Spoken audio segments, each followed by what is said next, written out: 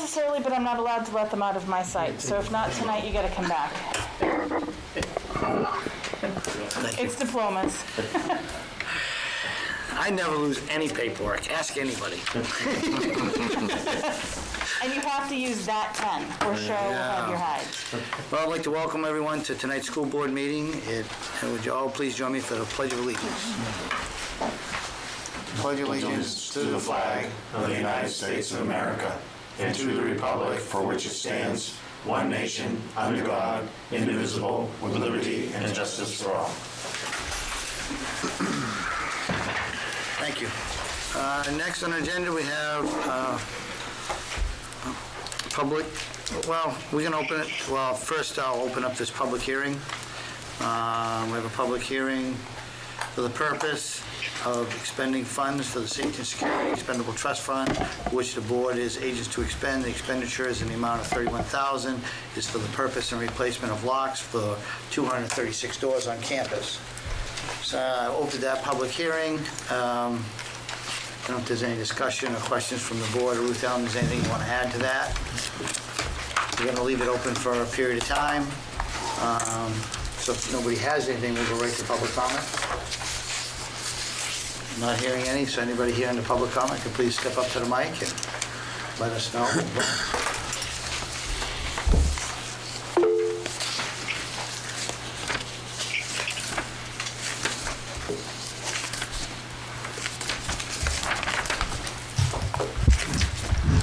Good evening. Blanche Tanner Memorial Drive.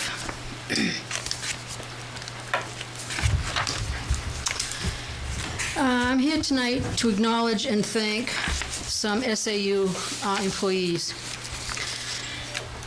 I was and still am disheartened to learn the school district is losing two highly qualified and professional individuals. Of course, I'm referring to Dr. Misty McBride, Director of Curriculum and Instruction, and Jen Lawton, Director of Technology.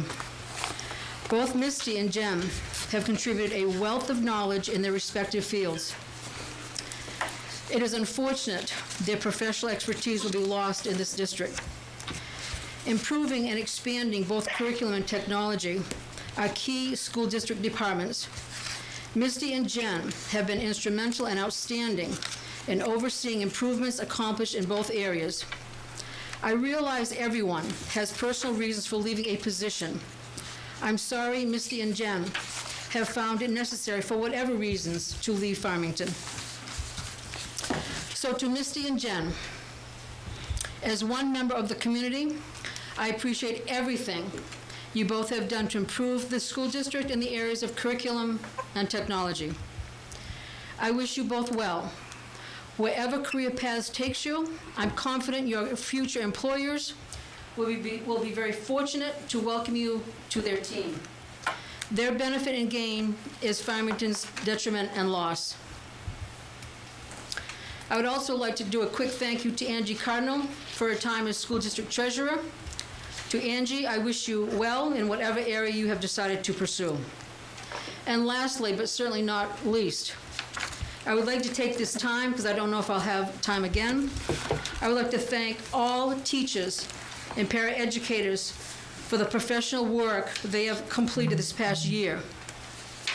Under the best of circumstances, the teaching profession can be a challenge, so I am sure the challenges experienced this past year have been greater than anyone could have imagined.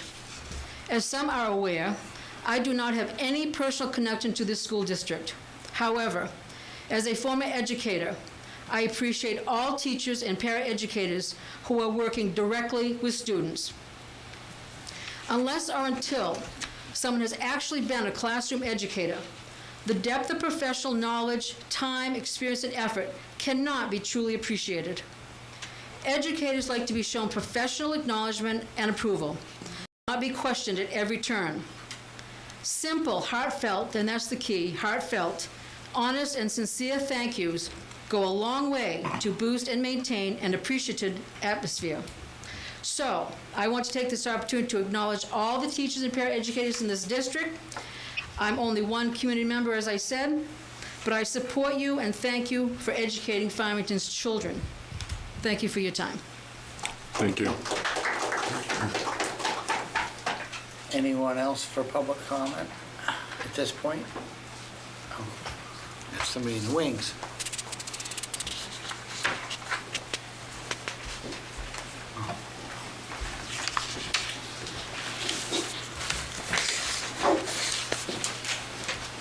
So not seeing anybody for a public comment. One suggestion by Ruth Ellen was to move up a few things that people are here in attendance for. So I would like to move up the 8th grade moving up ceremony and semi-formal.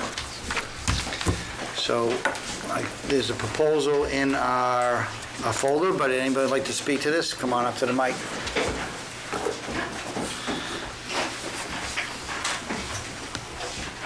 Hello, I'm Shelby Henry. I'm an 8th grader. Do you want to do guys introduce yourself first? You need to speak into that mic, so they won't be able to hear them. Okay. I'm Shelby Henry. I'm an 8th grader, and I'm here to seek your approval for 8th grade graduation and semi-formal. This has been one of the most difficult years of our lives, and we would like to celebrate the end of our middle school years with some safe celebrating. Last year, our class missed both the semi-formal and the opportunity to attend Nature's Classroom. We are hoping to get the chance to have our moving up ceremony and our 8th grade semi-formal before we leave the middle school for good. We're planning on having the ceremony on Friday, June 18th. We want the ceremony to start at 5:30, and semi-formal will follow the ceremony from 6:30 p.m. to 9:30. We'll use the HWMS parking lot for each of our students' families. Each student will be allocated an 8x8 space for family and friends to use. We will ask families to bring chairs or blankets to watch the ceremony. Each box will be spaced out from other boxes by 8 feet.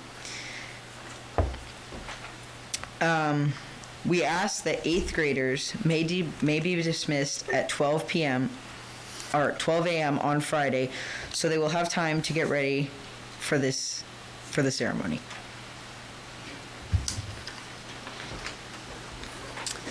We are going to be speaking to the PTA in regards of the donations, so there will be no student cost. Teachers and administrators, as well as student families, will be invited to the ceremony. We will have 8th grade staff, teachers, and educators chaperoning the semi-formal. Hi, you guys. I'm Rachel D'Angelo, so I'm the 8th grade science teacher. So we came up together. We wanted to see if this would fly and answer any questions you would have, if we can. I even have a couple for you. Okay, I guess my question is for Ruth Ellen. Has the staff and yourself reviewed this, and you see any issues with what they presented?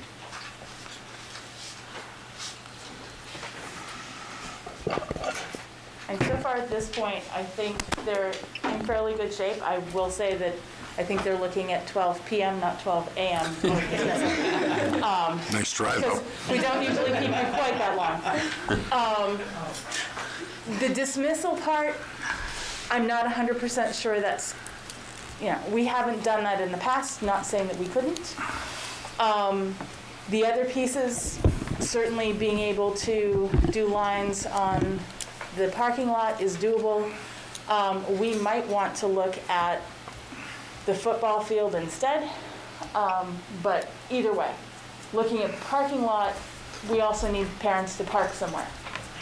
Okay, go ahead. Okay, so we thought about that. Part of the reasons why we were looking at the noon dismissal is because we really wanted to do this on Friday for a couple of reasons. One of them is past practice. We've always had the custodial staff's been fantastic at helping us set up and break down from semi-formals that we've had in the past. That way they're already working. So we figured that would be a kind of a good thing. Plus, finding a DJ in June is not easy.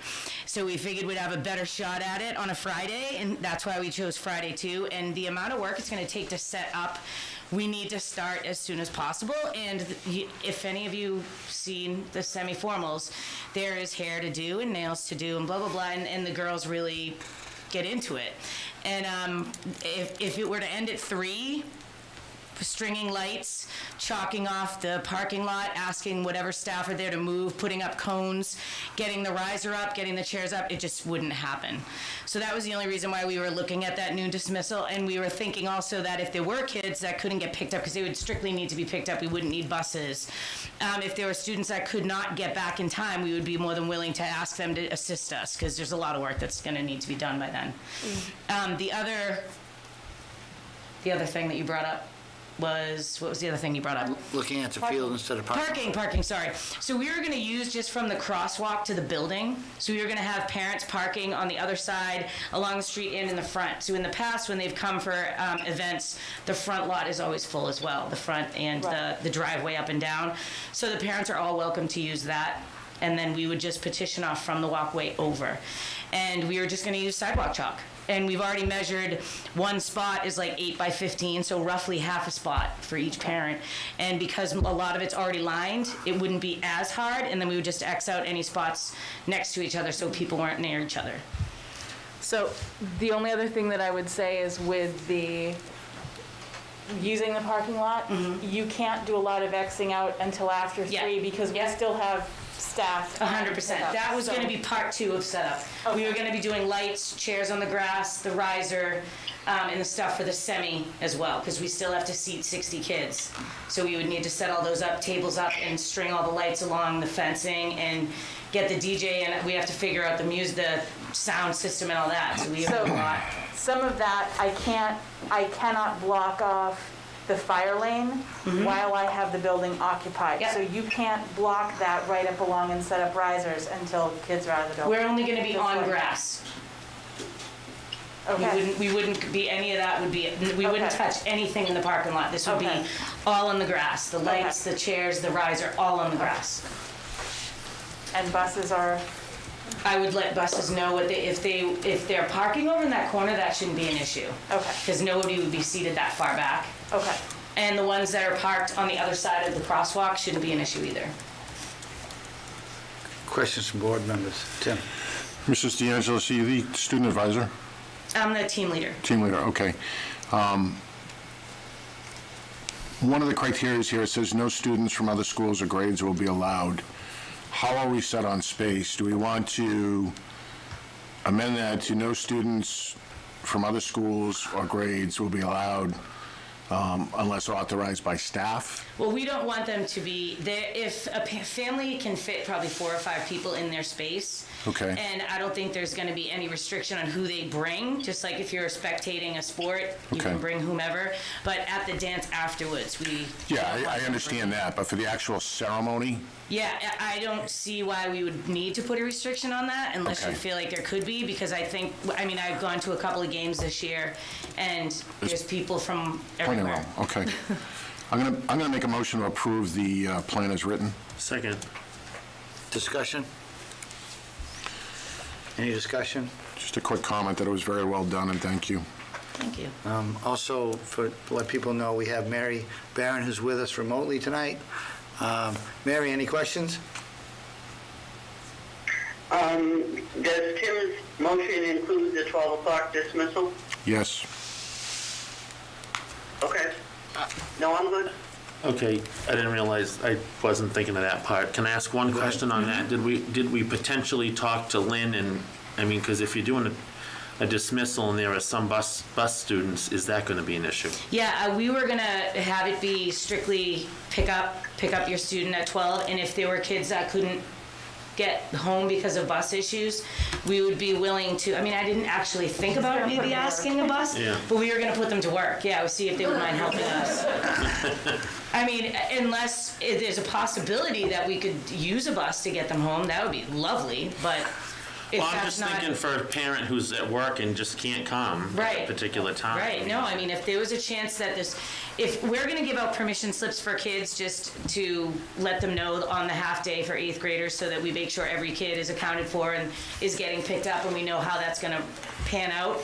But I mean, I don't know, if there was a possibility of getting a bus, that would be awesome. I don't know if that's possible or not, but It's just always something to think about when you Certainly. alter a We dismissal. talk can about certainly talk the about it. I possibility. don't know that that's gonna, but certainly we need permission slips for an early Yeah. dismissal, yes. Any other questions? Not hearing any. All in favor? Aye. Thank you. Mary? Aye. Oh, thank you. Awesome. Motion I have a passes. question for Larry. Can the FLA support a DJ with its electricity? I thought so. Okay. Awesome. Thanks, you guys. Thank you. Next, we also have the Farmington class of 2021 graduation ceremony. So if somebody, we have a proposal, so if somebody is here to speak about that, please come up to the mic.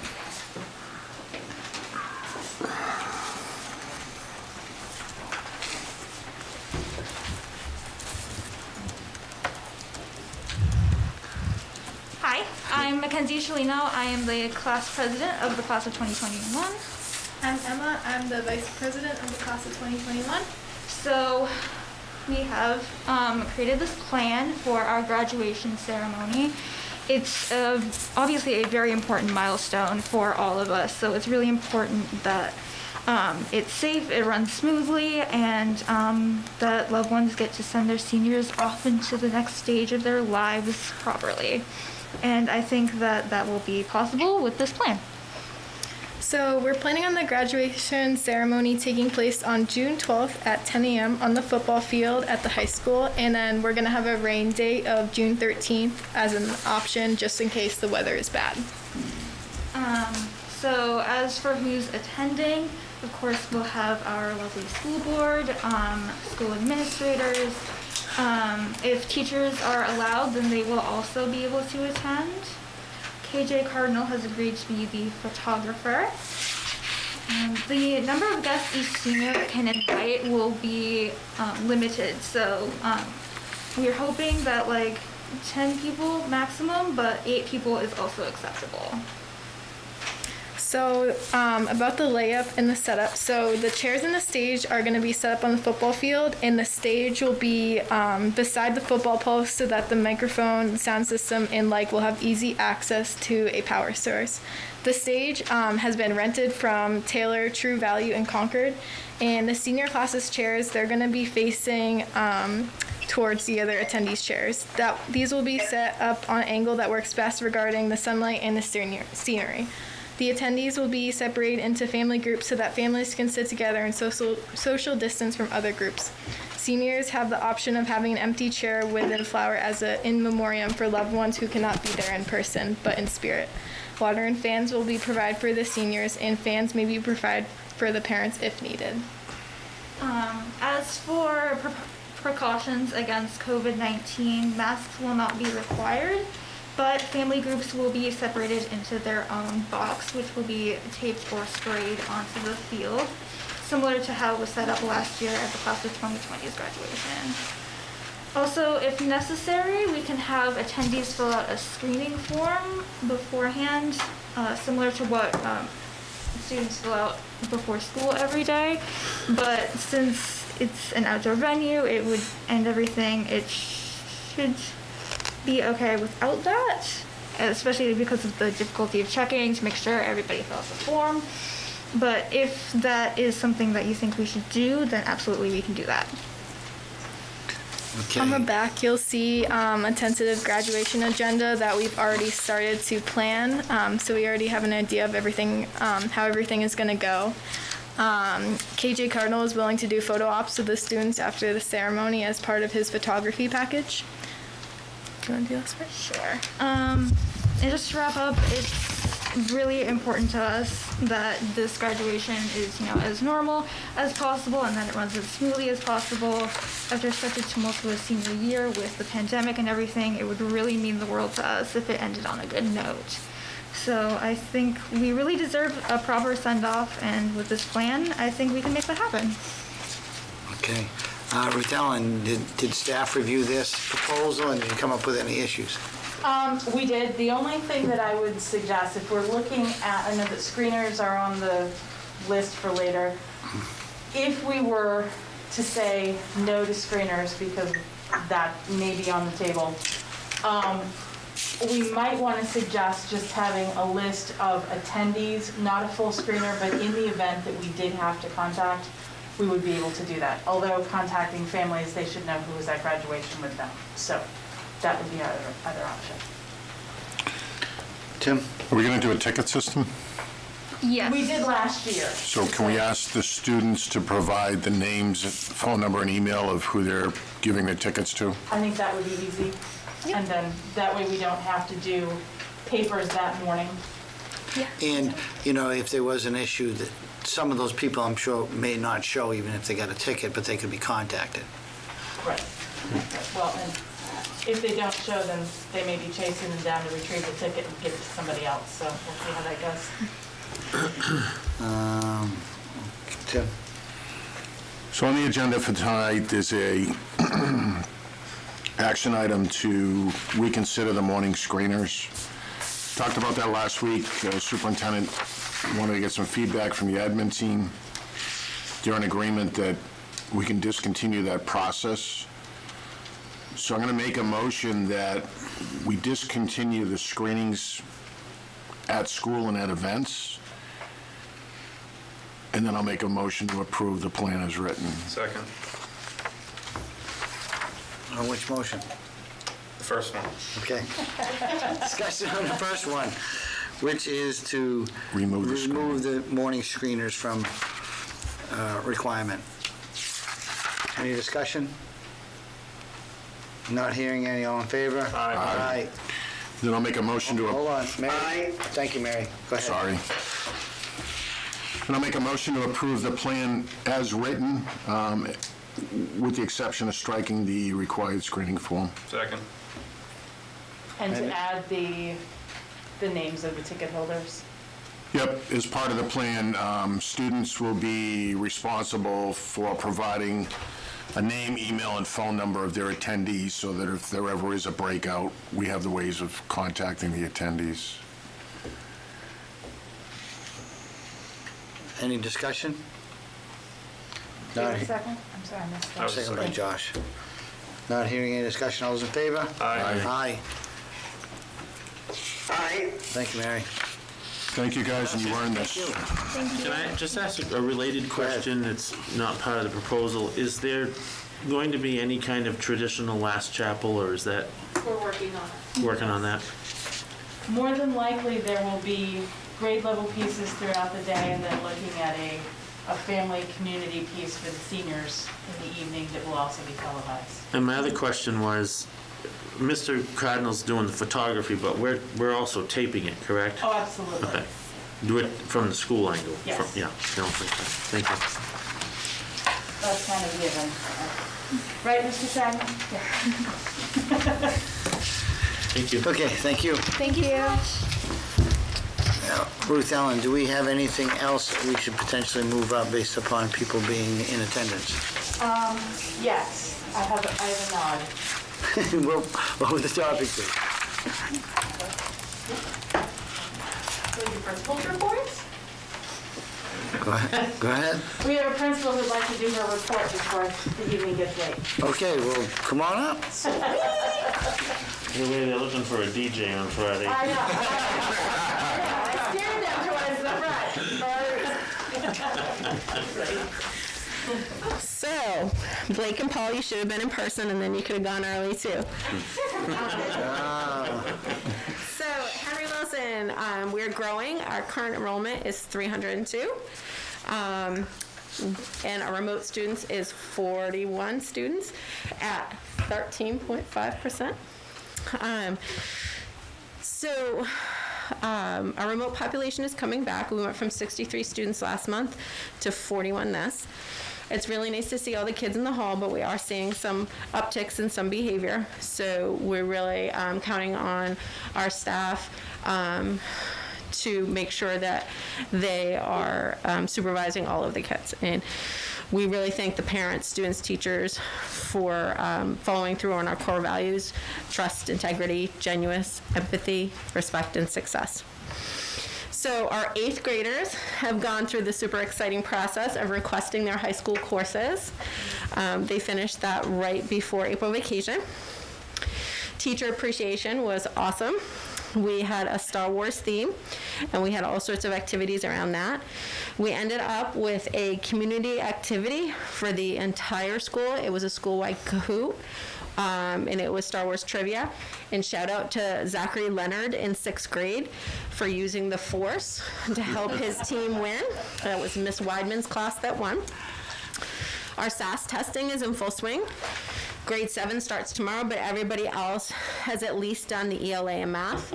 After we get done the ELA and math, then grades 5 and 8 will complete the science SAS. So we look forward to seeing those results and helping that to drive our instruction next year.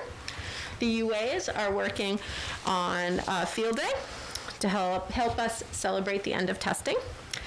Our trophy case update, Shelby Henry, who's here, is very close to her $2,500 goal, and rumor has it she purchased the plywood last weekend, and we're getting nods of yes.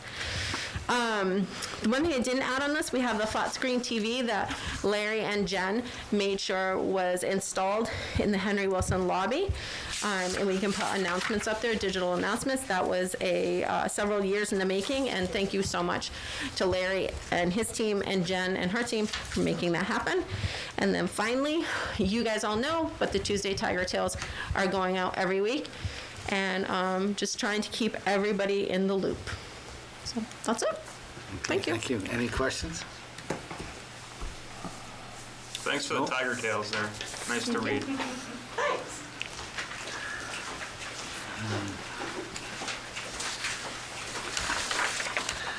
Okay. So do we want to give folks that want to leave a second to leave? They're welcome to stay, but if anybody wants to leave, you're Do welcome we to have any leave. other business we need to pull up? Who's Alan? I don't think so. I think we're clearing the corners. That's good. People should go and enjoy the nice weather, not sit here. Thank you very much. Have a good night. Does that include us? Yes. That would take a motion.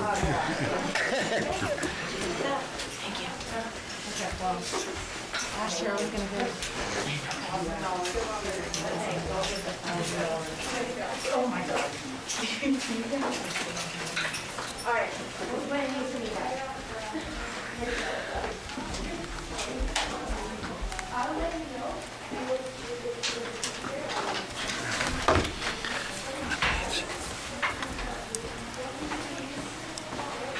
How long are you keeping the public hearing open? Just curious. So I don't know. Okay. Can you tell if he's online? I can't from here, but We'll wait till Josh comes back, and then we'll basically pick up our public hearing. He escaped. Put a rope on him. I think he went out to, Oh, you didn't mean me. I'm sorry. Yeah, we did. No, okay. So getting back to our meeting, we had the public hearing open. Do we have any additional public discussion regarding the public hearing, which is to expend $31,000 for the purchase and replacement for 236 locks, 236 doors on campus? Not hearing any, I will close that public hearing. At this point, we need a motion, Ms. Allen? yes, please. So I'll make that motion to authorize the expenditure of $31,000 for the 236 locks. Second. Can you gotta determine which fund it's coming from? It would be the Safety and Security Expendable Trust Fund. Has to be in the motion. It has been It is now. It is now. now. Thank you. Any discussion? Not hearing any. All in favor? Aye. Aye. Thank you, Mary. Moving along, we have public meeting minutes. We have meeting minutes of April 12th, public and non-public. Mr. Chairman, I'll make a motion to approve the April 12th, 2021 public session, along with non-public 1, 2, and 3. Second. Seconded by Josh. Second. A little late, Mary. Any discussion? Always. Hearing no discussion, all those in favor? Aye. Mary? Mary, you for or against? Yes. Okay. Next, we have meeting minutes of the 19th, April 19th. I'll make a motion to approve the public session of April 19, 2021, along with non-public session 1, 2, 3, and 4. Can we do that? Yeah, we can. Sorry. I just noticed on the back that 2 of them were sealed. That's no different. Oh, I'm sorry, that's a different date. Yeah. Sorry. Mary seconds. Mary seconded. Discussion? Not hearing any discussion, all in favor? Aye. Mary? Yes, aye. Thank you. Thank you. It's gonna, I gotta hear you because I can't see you right, nod. it's a little delay.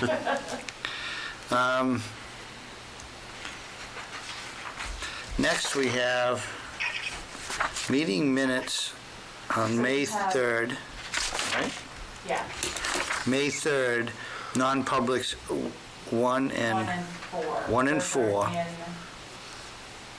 that were in sealed. folder for review. They've not been sealed, but likely should have them. Have we approved them? You have not approved them, so we can, Where are they? those are in the sensitive topics Oh, folder. okay. So those could be reviewed in non-public and put back, but just making sure that, Has people had a chance to look at those? I have not. I'll make a motion to table to non-public. Second. We have a motion and a second. Any discussion? Not hearing any discussion. All those in favor? Aye. Aye.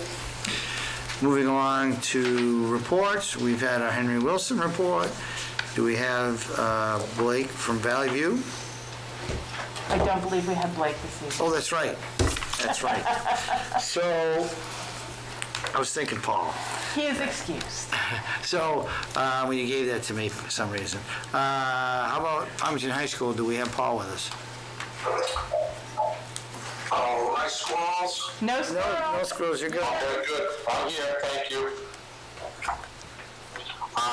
Good evening. I have updated numbers for enrollment and remote by choice, and unfortunately they're sitting on my desk and I forgot to get them into the report.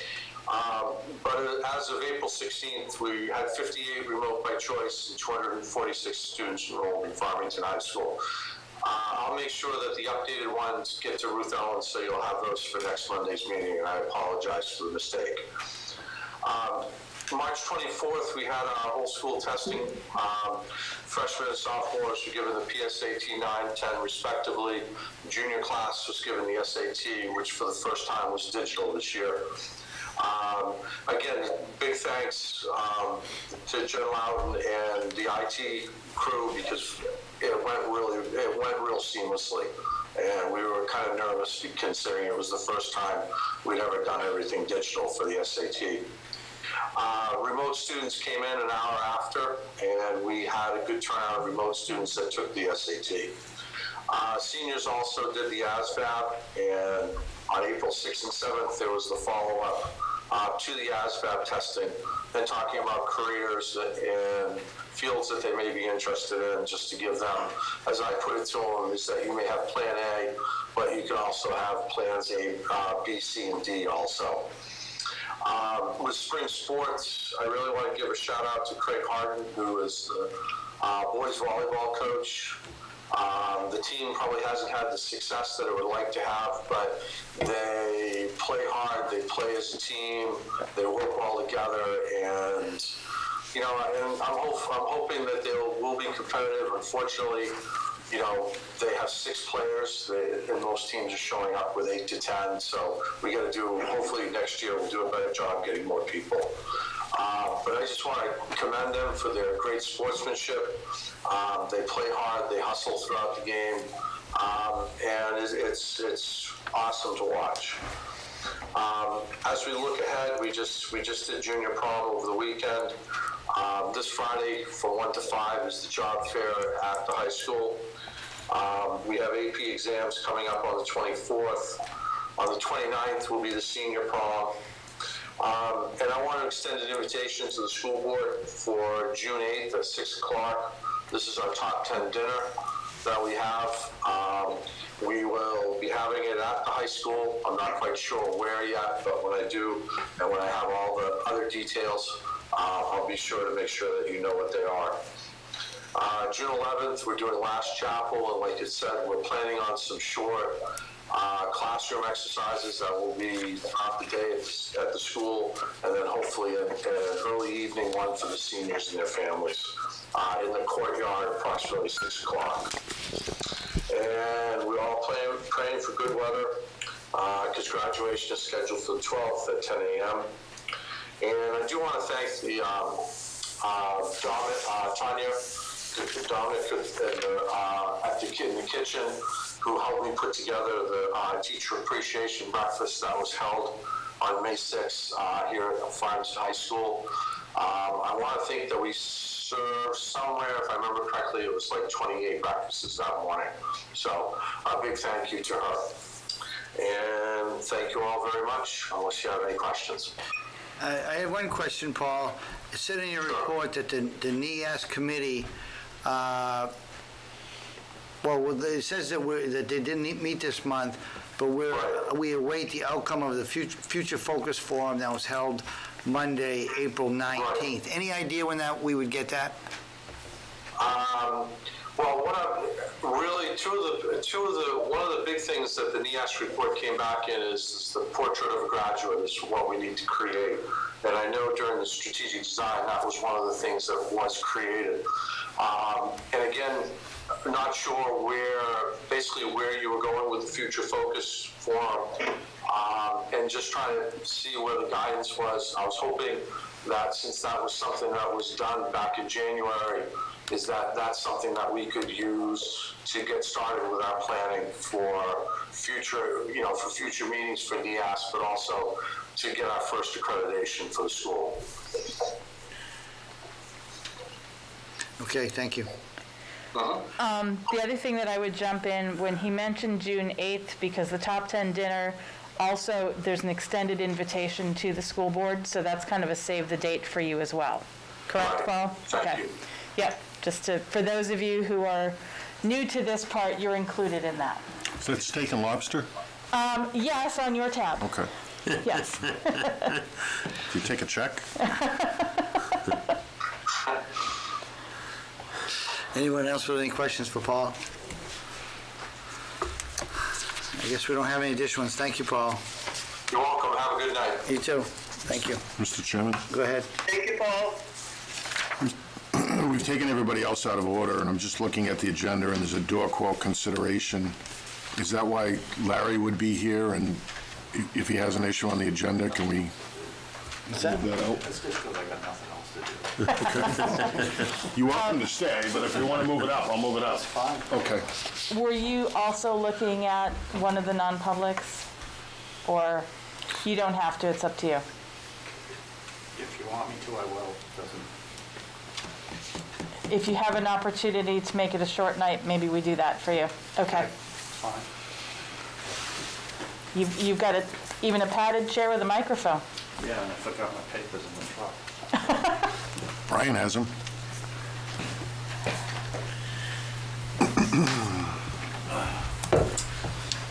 Hi, Larry Gordon, Facilities Director.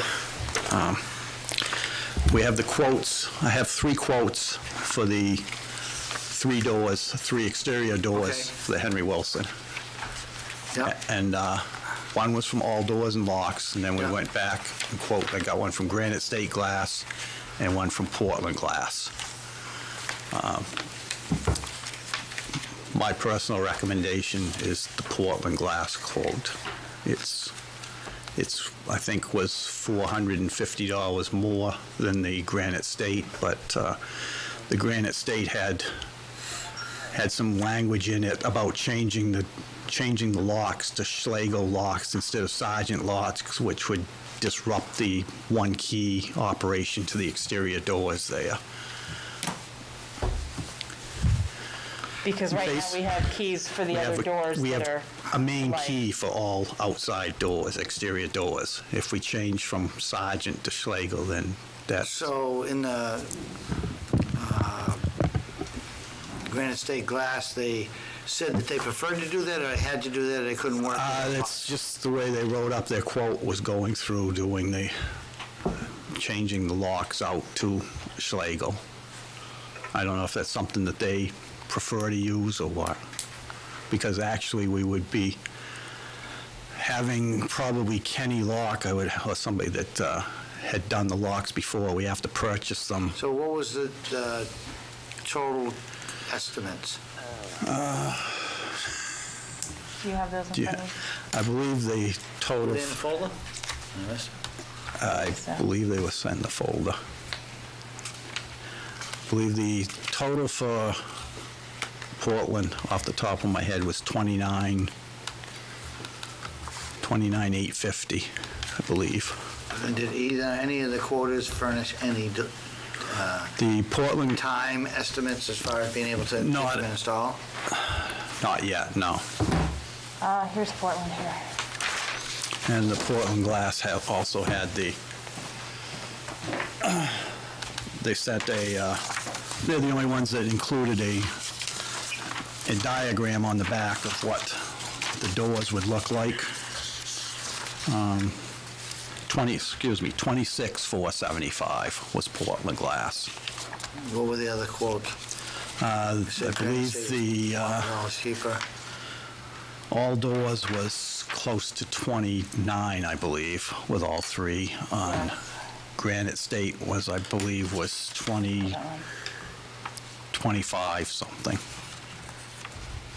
But we never got a chance to go back to Granite State to say, can you meet this quote with these? No, locks? basically, I brought them, all three came in, we gave them the same specs for each door. Right. For the existing doors, so that each one had the same specs as the other one. So basically, they were all apple to apple. There was no other variance on things. Did we specify the locks? Not at the time, no. So at this point, we don't know if they could say, okay, this is the lock we use. Yeah. You meet that quote with this lock. Yeah, 'Cause we keep could go all the back same. and change and ask I them, don't but know, it's just a thought. yeah. Because it would be, now, we've used We've used all doors. Have we used and Portland glass? We've used them in the past, not for, And what I about think Granite it's State? beliefs. Granite State, we've used a couple times, too. Any issues with them? No. Okay. Go ahead. So the 236 locks that we just approved, are those? Those are interior. Interior, so they don't include any of the Correct. No. exterior? Okay. No. And these funds are going to come from where? These funds. This is ESSA. And the prevailing wages are within that? Yes. All those were Yep. put on notice. However, at this point, as there is some urgency to get it done, if we need to just get it done from general fund, we may need to do that as well. We'll discuss that later. But shouldn't it qualify? It'll qualify. Yeah. It it's will just a matter of- qualify, so it's We just- may have to pay it out of general fund. to Correct, and then reimburse be it. reimbursed, yeah. In reality, that's kind of how grants. How it works anyway, yeah. Yeah. Comes out of general fund, you get reimbursed. It's just which year you get reimbursed into. Basically, if you want to look at these, this is what the doors would look like. Yeah, but they were all quoting similar. They're all quoted Okay. the exact same, basically, yes, but there's two that have window transoms above them, and the Yeah. one door has solid transom. So, One set has no windows in it, the other two sets would have half windows in them, safety glass. so, yeah. I mean, my thought is to make a motion to make it contingent to go with Granite State, if they can meet the lock requirement, if not, to go with 2 Portland glass. That was going to be my motion, so I'll Go ahead, second make it. So, Tim's motion, is there a second? I'll second for discussion. I mean, if they can't meet our spec, then we'll just go to the other guy. I mean, how long ago have we done, how long past have we done something with Portland? year? I haven't done anything with it. I think they said it was 2007 for some reason. So quite a while. Yeah. They were interested in getting our business again. Right. Didn't Portland do our security windows? Portland did, yeah, that was through the contract, yes. They just did the security, then they did the updates to the doors. Yeah, so Tim's motion is to basically go with Granite State Glass if they can meet our lock requirements to stay with the same lock, which is Sergeant. Sergeant, so they'll all be keyed the same. Otherwise, go to Portland Glass. That was your motion? Seconded by me. Any discussion? Hearing no discussion, all's in favor? Aye. Aye. Aye. Thank you, Mary. What do you got next, Larry? That's it, unless you want an update on some lights we did at the Henry Wilson. Go ahead. Exterior lights, the back wall, all the lights were out on there, so, Those like a pack light? yeah, the wall mount light, they were all, the ballasts were basically gone in all of them, so there were no lights at all out there, so contacted LeClaire Electric, he came in and there were 10 lights, they changed them out to LED.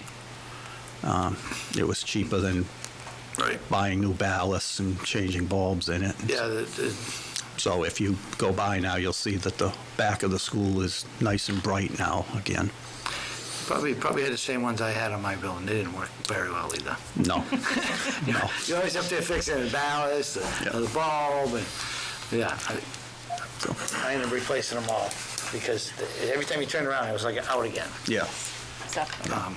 Fire alarm system back up in order? Yep, Valley View's, that was up the middle of last week. So what was the end issues or damage? Basically, for some reason, whether it was age or whatever, one of the backflow meters, the top of the regulator, separated. It's a molded plastic. They replaced that, so while they were there, I had them replace the other one too, and so we now have a spare from the old one. The compressor, they just called me today and said the compressor is in. Oh, that they said wouldn't be here till Well, they June. said would be 5 weeks or more.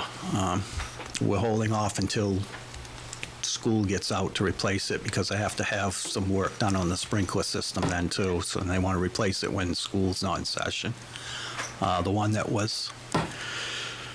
thought was no good, we believe the belts just got really soaked on it and were slipping that night, so that one's still running now. So basically the system's been up. They haven't got back to me to figure out why exactly it cracked and blew off, but they're assuming it's just because of age.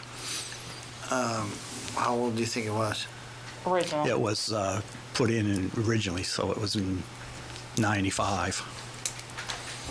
And It had just been tested And it's last year. plastic, Yeah, yes. yeah. I do that sometimes, and I'm older. Yeah. Yeah. So do I. Plastic is not a long-term material, unfortunately. It may last forever, but it doesn't maintain its properties as long as No. people think. No, especially when there's 147 pounds of pressure on it. Yeah. That's what the bang was they heard in the school when the cap blew off. Luckily, it didn't blow off completely. Spring held, so it was acting as a dome. That's why we didn't have water spraying up over the ceiling and everything else in there.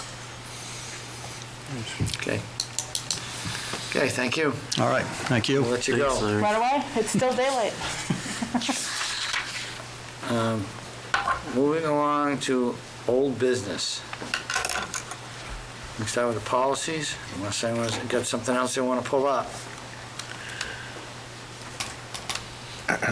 There's only one policy in here that I have a comment on, and then maybe we can approve them as a group, unless the board wants to do them individually. Well, I'd like to at least start with this policy, IGE, parental objection to specific course material, because this is a new policy. No, actually, IGE, we have.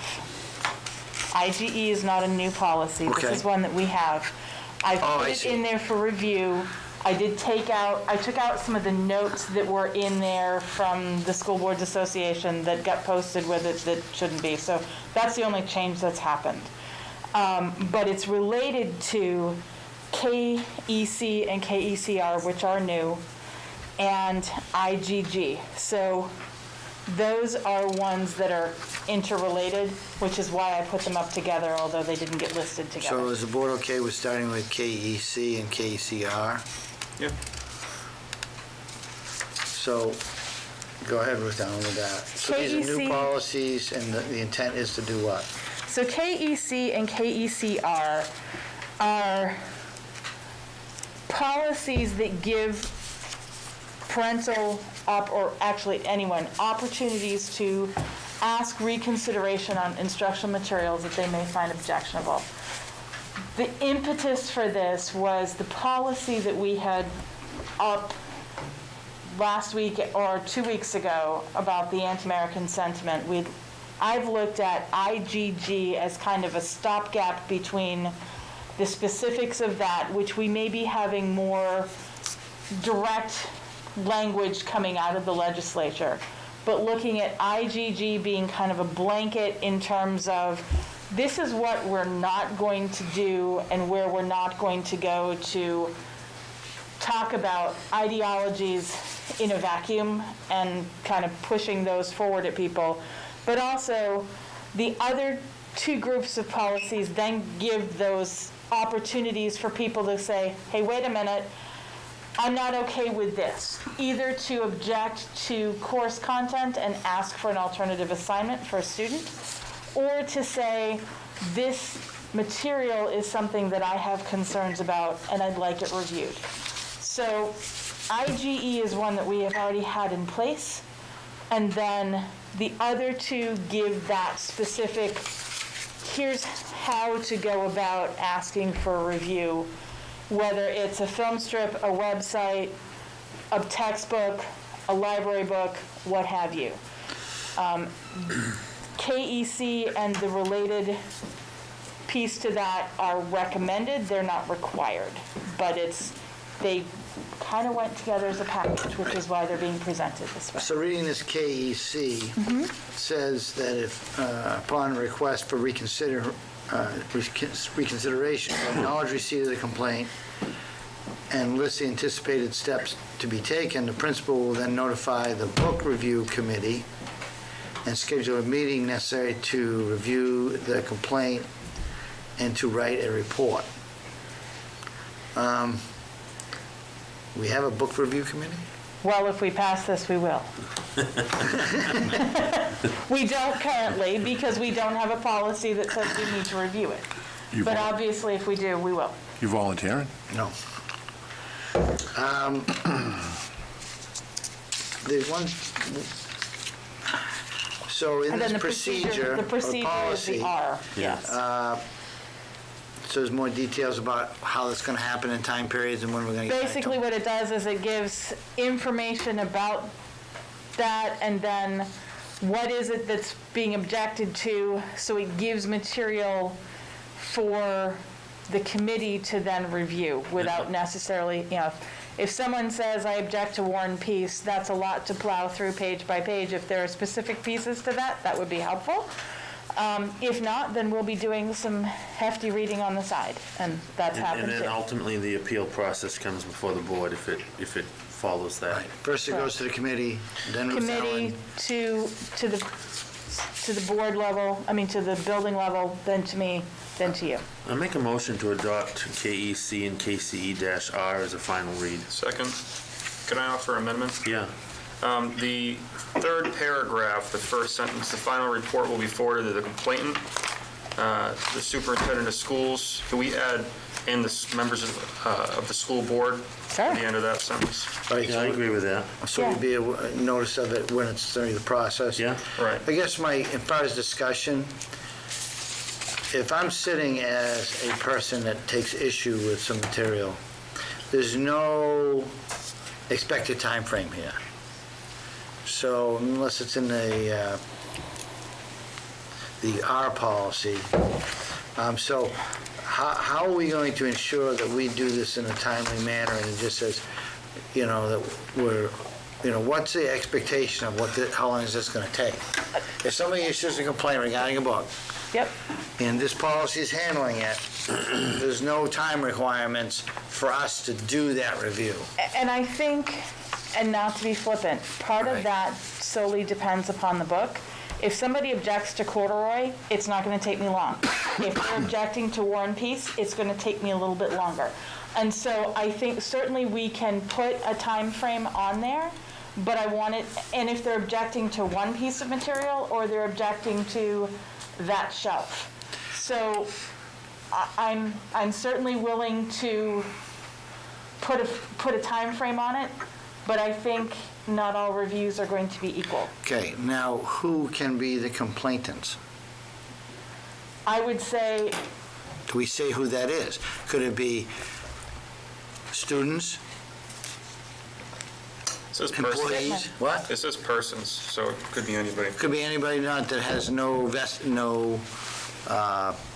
vesting, but standing? yeah, Like, say, a resident who has no children in school currently? that would certainly be for the board to Well, it's not limit clear. as they see fit. So should we be clear that it has to be a person that can show standing that's affected by this? I mean, you could make it affected. I live in this community, so I disagree with Dr. Seuss, and I want it gone.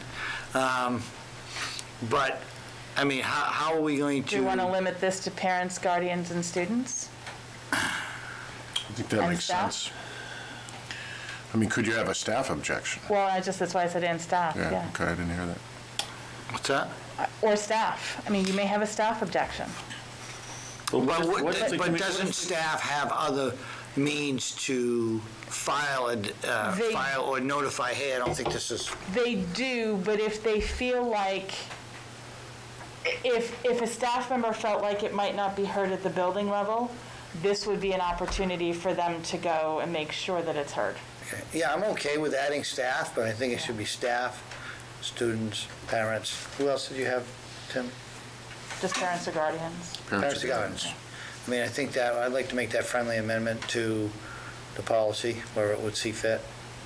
I'll second that. So we state who has basically standing to make that complaint. Any other discussion? I mean, the time period, I mean, if what happens, I probably have to work through it, like you say, but I don't want it to go undealt with because there's no time limit either. I think there could be a time limit imposed for giving a time limit, kind of like with the 91A request. You know, we have to get back to you within 5 days to tell you how long it's going to take us if we can't have it to you in 5 days. And I also think that because the initial complaint that we're going to get copies of, or whoever the board is, that, it gives it a little more It puts attention. on notice that, Something should be happening. that we are now doing a lot of extracurricular reading. The complaint, the copy only is of the, Of the report. right, it's not of the original complaint. Was that the intent of your friend, whose friendly amendment was it? That was my amendment. No, I would prefer that we actually add a notification to the school board of the initial complaint as well. Because then we know that we have the problem, and then You we accept know that, the Bill? timeframe in which it's resolved. So the two amendments that are accepted. Notice of complaint to superintendent and board then. Yeah. Right. And the other one was regarding who has standing to make the complaint. Any other discussion? Mary, any discussion? No, I'm good. Not hearing any discussion. All those in favor of approving as amended? Aye. Motion passes. Aye. 5-0. Next, we have policy KD and KR, social media websites. Those you had asked for administrative edits or comment on those. So we made some changes, so this would be the first read or second? Actually, I think it's the third time you've seen it. But it's we'll call it a second read because the first time it went back to policy committee and then it languished a bit and then it came back and then it went back to getting information from the admin. So what's the board pleasure on this one? It's good to go? Mr. Chair, Go ahead. Ms. Ellen, is this the one that is part and parcel to the report that Jen has generated or will be generating? These are tied to, these, yes, they are. Yes, they are. Because there was one that, in her report, that was becoming an addendum to something that was being forwarded. It mentioned pending policies.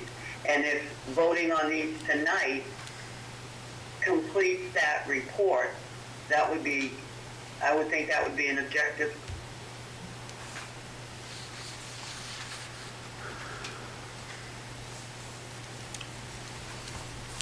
Okay. Any other discussion or questions? I just got a brief comment. Go ahead.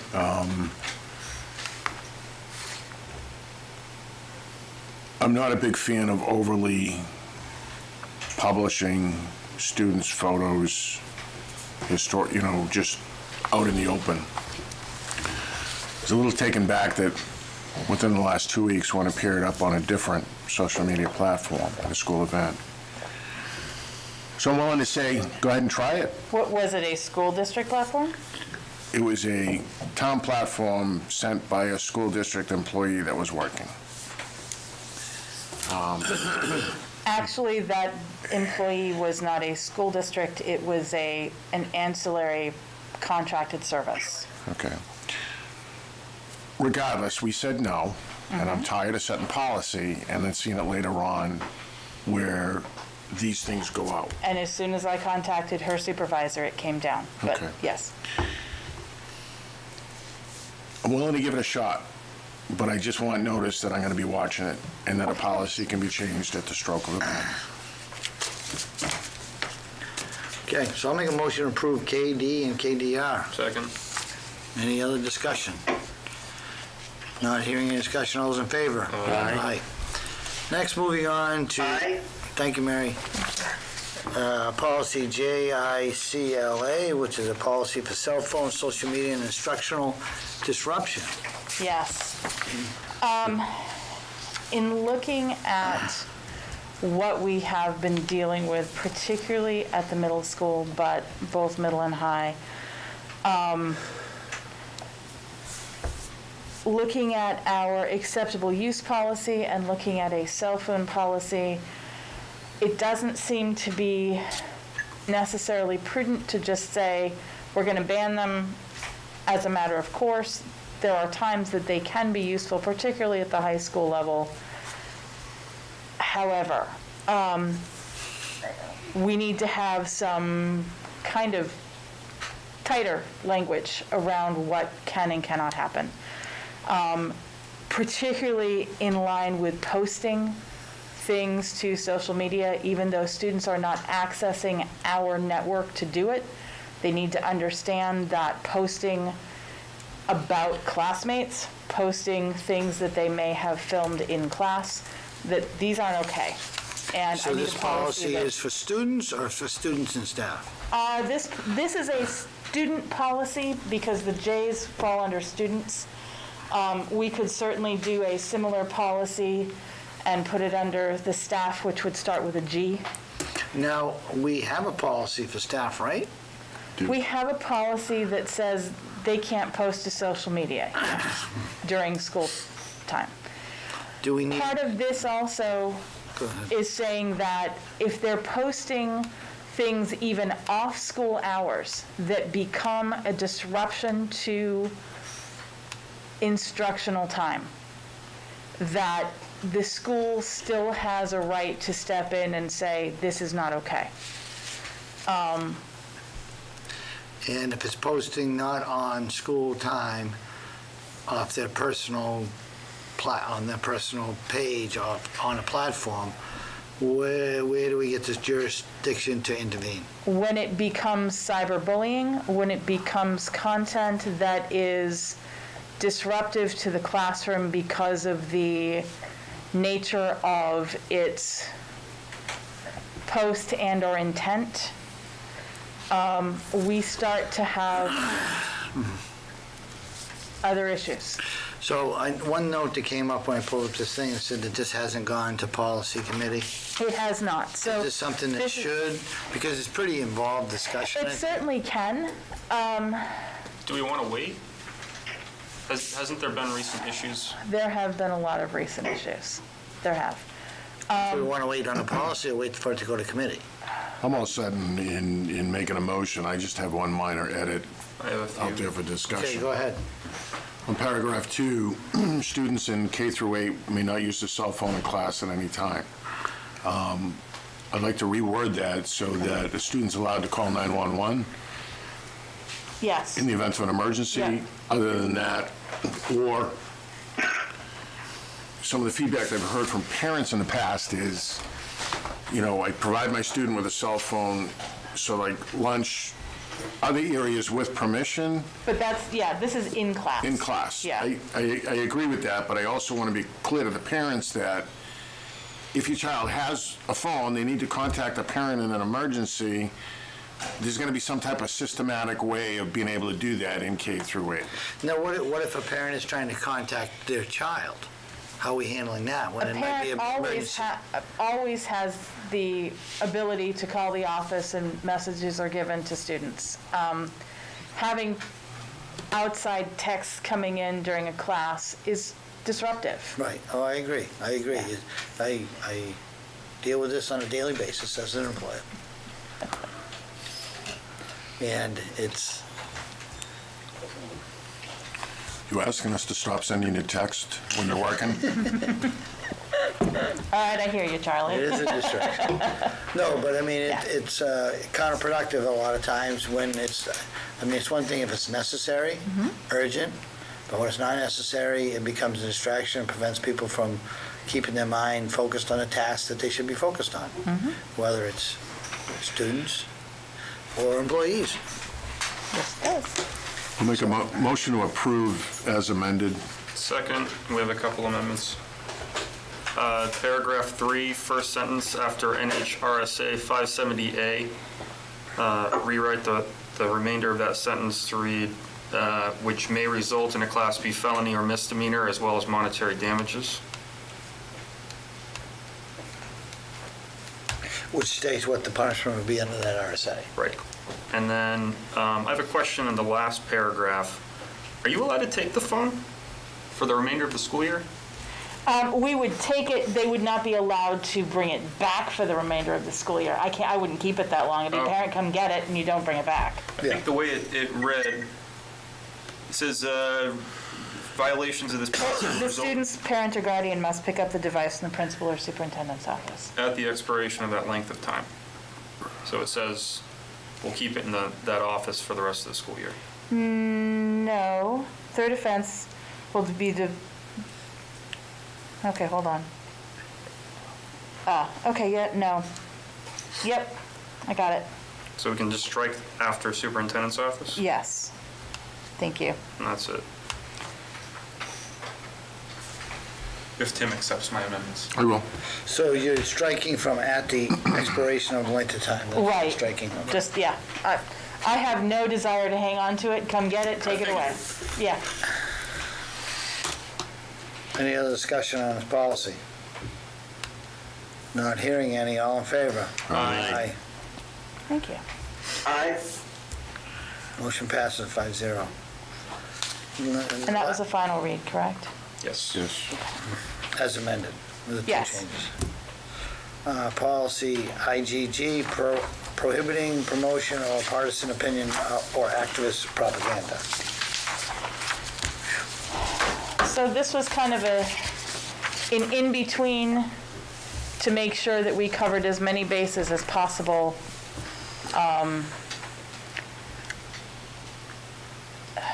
Not allowing one particular ideology or agenda to overshadow another. It's policy of the Farmington School District to reject any curriculum that promotes one-sided partisan opinions, activist propaganda, or factional ideologies. While the exchange of ideas and the discussion of concepts is central to the teaching of critical thinking, no single doctrine, creed, or tenet may be taught in isolation from a larger societal context, and proselytizing, whether social or religious, is strictly prohibited. This policy is not intended to prohibit the examination of controversial topics as developmentally appropriate for students. It does intend to prohibit the promotion of any particular agenda, whether liberal, conservative, religious, or atheistic. In keeping with policy KEC and procedure KECR, parents have the opportunity to request administrative and school board review of materials they find objectionable. Policy IHAM provides a route to alternative assignments that are mutually agreed upon by the parent and district. Motion to accept as a final read. I'll second that. Second. Discussion. So I'll start it off with filling this full of holes. It sounds good on intent, but who is determining that it's one-sided partisanship opinion, activist propaganda, or fractional ideologies? If I am a zealot for what I believe is the new truth, I would say that's not the case. This is how it is. I mean, how do we determine? You have to allow opposing viewpoints. Right. But if somebody makes the case that we're promoting this curriculum should be structured this way with these opinion, and you're saying, yeah, this is what we want to teach, but we're allowing all these other ones, but we're pushing this. I mean, where do the checks and balances determine what's propaganda or fractional ideologies? Who's going to mediate that? And how is it going to happen? Because somebody could take the opinion, what's one of the controversial topics that are trying to get pushed, Josh? Critical race theory. Critical race theory.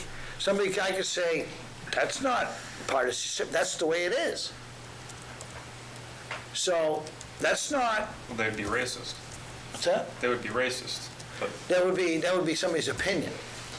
But if they're saying, because you're saying one-sided partisanship, who's determining what's one-sided and what's propaganda? I could take that I believe that's what should be taught as basic curriculum, and we'll listen to the other ones. This policy explicitly states that it'll follow the procedure of KECR. So it would go to that committee. If a parent has a complaint, the superintendent will receive a notification, the school board will receive a notification at the initial onset of that complaint. And then when the final report is given by that committee, the school board would also receive a notification of that as well. So the checks and balances are there. What if the objectionable material starts in our curriculum? But can I Go ahead. pop in for a minute? Taking your example of critical race theory, isn't this policy saying that within our curriculum, if somebody wanted to teach that process, that as part of that educational presentation, you also have to include the other side so that there's a balance? So we're not teaching one or the other. You're looking at the total picture versus a one-sided issue. I think that's what this is trying to say. Yeah. You put it in a larger societal context. Right. And I don't disagree with the way it's written, but how are you going to mediate where the center is? Or we're just going to teach everything, all the extremes? We're going to allow discussion on it. I don't have an issue with that. But how are we going to say what are we teaching? Go ahead, Mary. I think that's where the backflow committee comes in, that if somebody is adamant that this is an item, a discussion that needs to be had, and we butt heads with them, then we toss it out, get some other opinions, other viewpoints, at which point it comes back and we either it opens it up for more discussion. I think the intent, at least the way I read it and helped write it in the first course through, was that we were not going to allow, the open discussion is fine. I think we need to talk about some of the, especially current event issues, and how they're affecting our students now, how they'll affect it in the future. But to allow that to become dogma is unacceptable to me. If you were to say one of the electives that the juniors can take is communism, that's fine. If the board says that's an acceptable subject matter.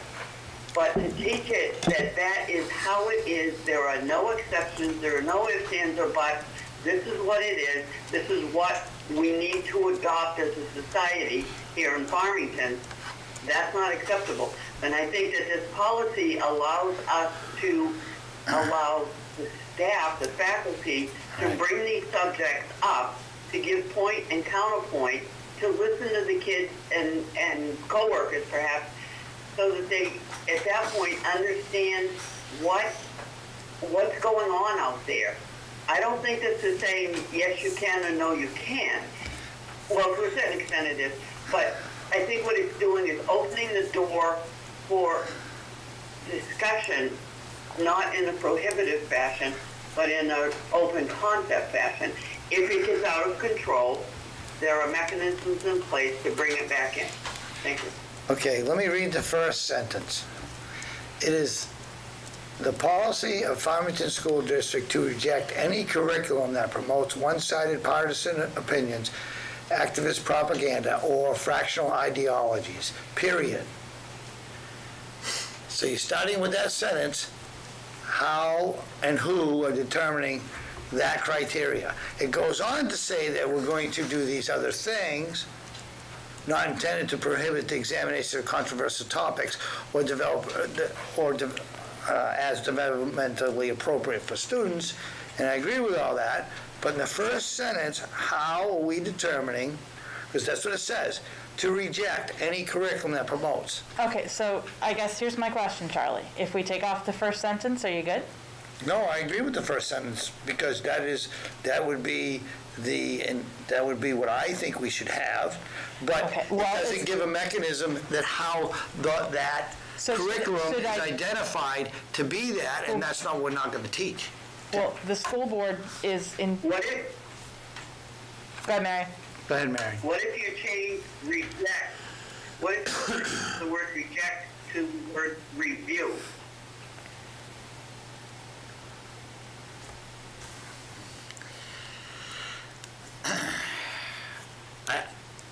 Change the word district to board. I think Tim? the curriculum itself is approved at the school board level.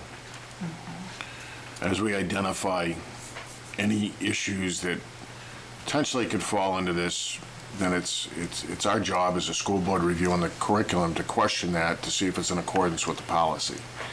Secondly, as a board member, parent, guardian, staff member, under policy KEC and KECR, we have that functionality for a review where it goes back to the committee, to the building level, to the superintendent, to us. So I think, even though we're not spelling out what that procedure is, by doing it the same as objectionable material in referencing the other two policies, I think it's pretty sound. Okay. Charlie, are you hung up on the reject? No, I just have a concern that, by the way it starts out with, Farmington School District is going to reject any curriculum that basically falls into these categories, and I agree with that, but how do we determine that? In this case, we only determine that if we have a complaint, and because we, as a board, have not said, we're not going to teach X, Y, or Z. So right now, there is no policy not to teach X, Y, or Z. Critical race theory or any of these other ones, because it's not, we haven't said anything. There's no policy that says you can't teach it. The policy says you can't teach it this way. But you which is first what have this to, policy would do. first have to determine it as objectionable, one-sided, or fractional ideologies. I mean, if you guys are good with it, I'm okay with it, but Well, no single doctrine, creed, or tenet may be taught in isolation. So, I mean, I guess that's you don't get to pick this and say, this is what you're going to believe. And you only get an A in my class if you write it this way. that's the intent. Hopefully the practice will follow. And I think that's up to us to make sure it does. Any other discussion? I think the motion was to approve as written. Yep. And a second by Tim. Any other discussion? Not hearing any. All in favor? Aye. Aye. Mary, Aye. Motion passes. Aye. Thank you. you sure? Well, I mean, it'll be an interesting test the first time we get this challenge, policy is, sure. yeah. Yeah. We have a complaint or an issue that's brought up. I mean, it may have to be revised, based upon whatever we come up with for issues, as far as how it's written, how it's administered. I mean, it is new. Moving along, next we have employee handbook addendum. Yes. So you had tabled this from the last meeting so that you could vote in public. We were looking to change the longevity. You had a request for the longevity. Okay, maybe you can back up with what the request was. Okay, so the request was to make a change to the employee handbook so that the longevity for staff members who are not covered by a CBA was more in line with Those CBAs. what the CBAs were, yes. Okay, so we And I had that have- request as brought for us publicly. We had some discussion, and now basically the board's before the board to consider in public because A needs to be. change to the handbook, yep. Right. So, and that would be to give it specifically what would change if we were to make it consistent? Yes, and there is one other policy that was in there, but that'll be for next week, but it's just, so, yeah. So in the request, it was to make the longevity for year-round employees line up with those that other year-round employees are receiving.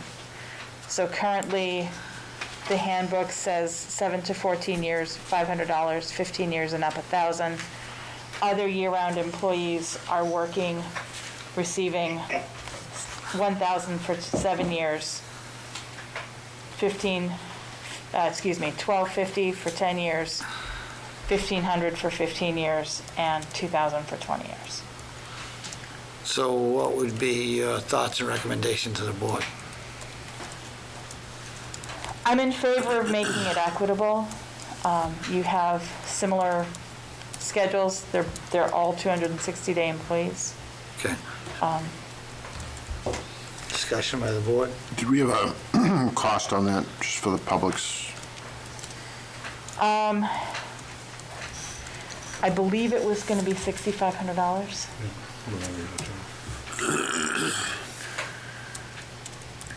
And where would we take that out of? Where's that gonna come from? General fund. Just the general fund? We think General we're gonna fund, We think we're gonna be okay based upon our turnover, where we may have some additional salary and benefits based upon employee turnover. I do. So what is the intended date of effect of the policy change that we're making July 1. tonight? July 1, 2021. It says 20 in here. 20 and where? The employee handbook, page 18, under longevity. It's bold. Okay, that's this year's Oh, handbook. okay. But it would go into effect for the next Got it. handbook. So, we'll be updating that, but I didn't want to do an update until we had full. I'll make a motion to approve the employee handbook addendum to be effective July 1st, 2021. Second. Seconded by Josh, third by Mary. Discussion? I think it's imperative that regardless of what hat they wear as an employee, that their benefits, if you will, are all in line. I don't want to be sitting next to someone else that gets something different than I do. I think we owe it to them to maintain the type of consistency as long as we can, and it's also going to help avoid a lot of stress, animosity issues. I just think it makes common sense. Thank you. Any other discussion? I agree with Mary. Not hearing any discussion. All those in favor? Aye. Aye. Motion passes.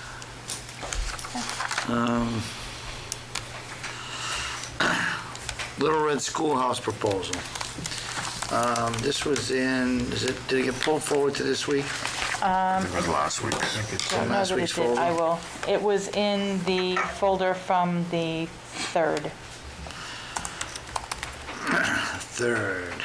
So, I believe. we the board had issued or approved to have Jeff Greenhaw give us some feedback on that facility, and based upon our last request was giving us an estimate regarding the scope to rebuild that. That was in May 3rd. Yeah, I can, You know what? I'm gonna bring it up. Okay. You gonna bring it up? Sorry, it was Was May it May 10th. 10th? It was Oh, May May 10th. 10th. Sorry. I had 7 off. It's got its own tab in May 10th. Yep. So you're bringing it Red forward? Schoolhouse. Yep. You can beat me to it? You got it.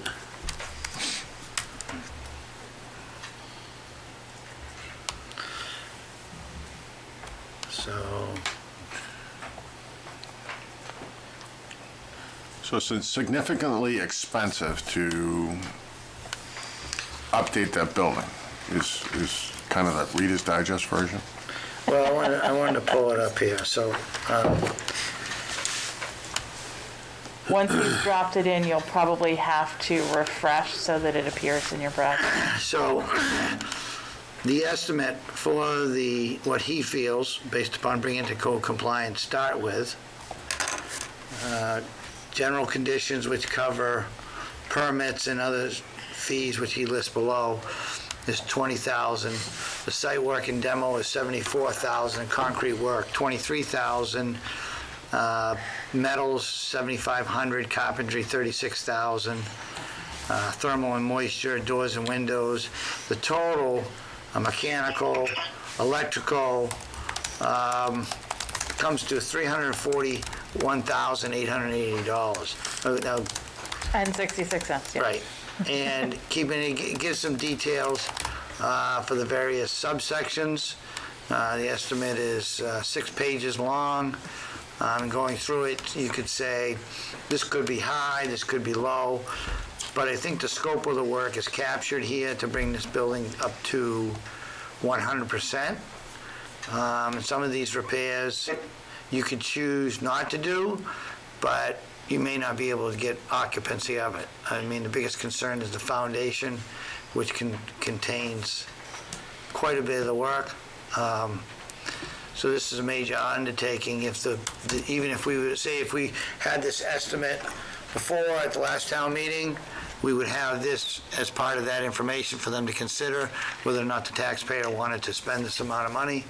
Like I said, you could say it's plus or minus 20%, but even plus or minus 20% would get it down to 200 and at best case.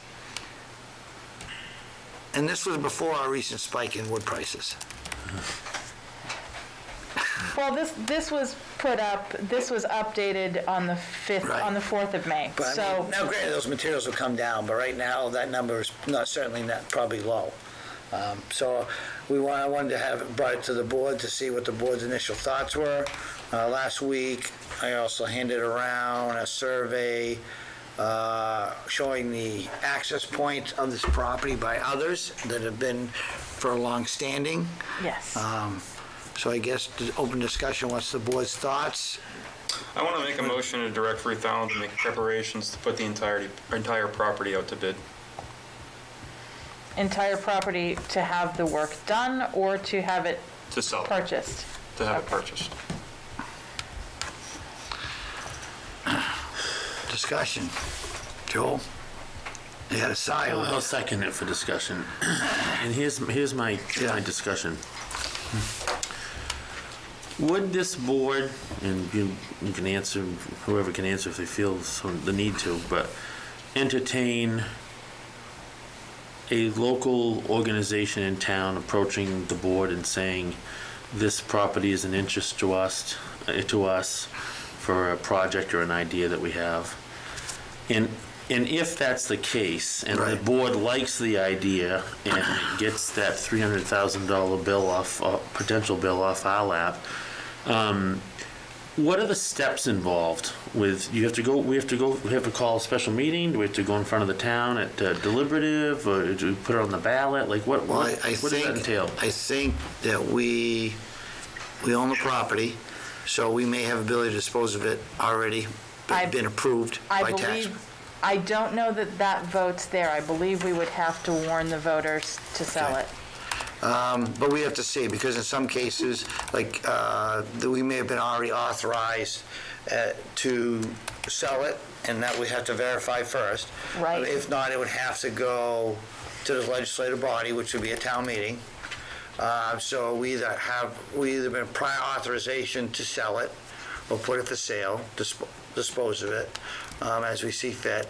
As far as anybody else, if this board decides that it doesn't want to spend the $341,000 approximately to rehab this building without a necessity at this point. I mean, it's a historical building, we put it on a historical register, but if we don't have a need for it, does this board want to spend that money? And if the board doesn't want to spend that money and put it for sale, when I say put it for sale, it's, it may be with no reserve. It may be for $1. I mean, but the one thing I want to, if we put it for sale, is to put those prospective buyers on notice to, this is what we've done, this is the condition.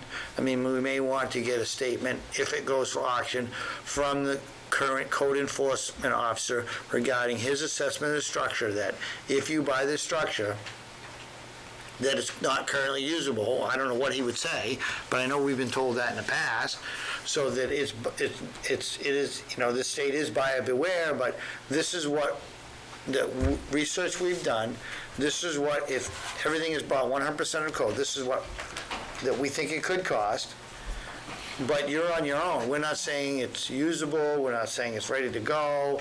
That's on that person or organization that would buy it. Not saying that based upon discussions with a code enforcement officer, or that you may say, this is the minimum you need to do to use the building. That's not what we've asked for. What we've asked for, if you're basically gonna bring it up to 100%, what would it be?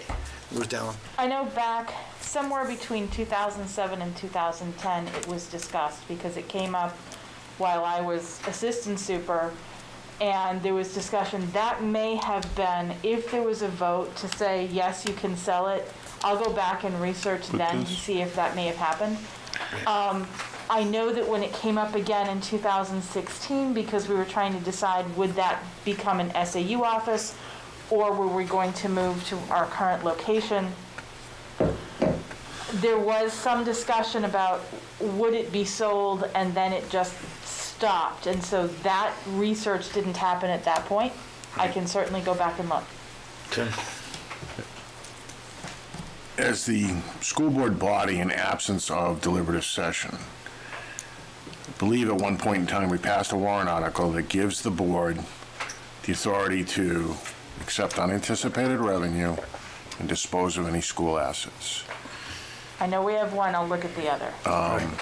And I think it's all tied in together under the statute. It's the same as when we get rid of surplus property. Or vehicles from the town. Or vehicles, or anything. It's district property. I guess if and I'm not opposed to listening to an organization coming in. They probably want to contact the board while it's a hot issue, saying, hey, before you put it out to the bid, I might be interested, and put a proposal in front of us.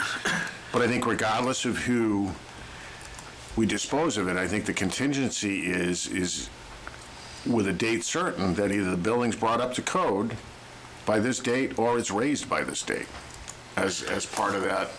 I mean, the building is not getting maintained the way it needs to be, and it's deteriorating. Whether it's deteriorating slowly or not, I mean, that's everyone's opinion. The other issue on that site is all the accesses which have been granted to others, and basically, in my opinion, will stay based upon the time that they've used it, and you've got accesses on both sides to parcels which are somewhat the only access to those parcels that's available, so a potential buyer would need to be aware of that, and that we have a survey. It wasn't recorded, the one I saw, but, this is so that we properly disclose that if it goes for sale or bid, we properly disclose everything that we know about the property. And that's just us doing our due diligence. Whether or not we have proper authorization to do that now, or we got to go to town meeting, I think we'll have to figure out, My motion is to make preparations, not actually put it out to bid. So prepare whatever needs to be prepared to put it out to bid, and then we can vote on it at a later date.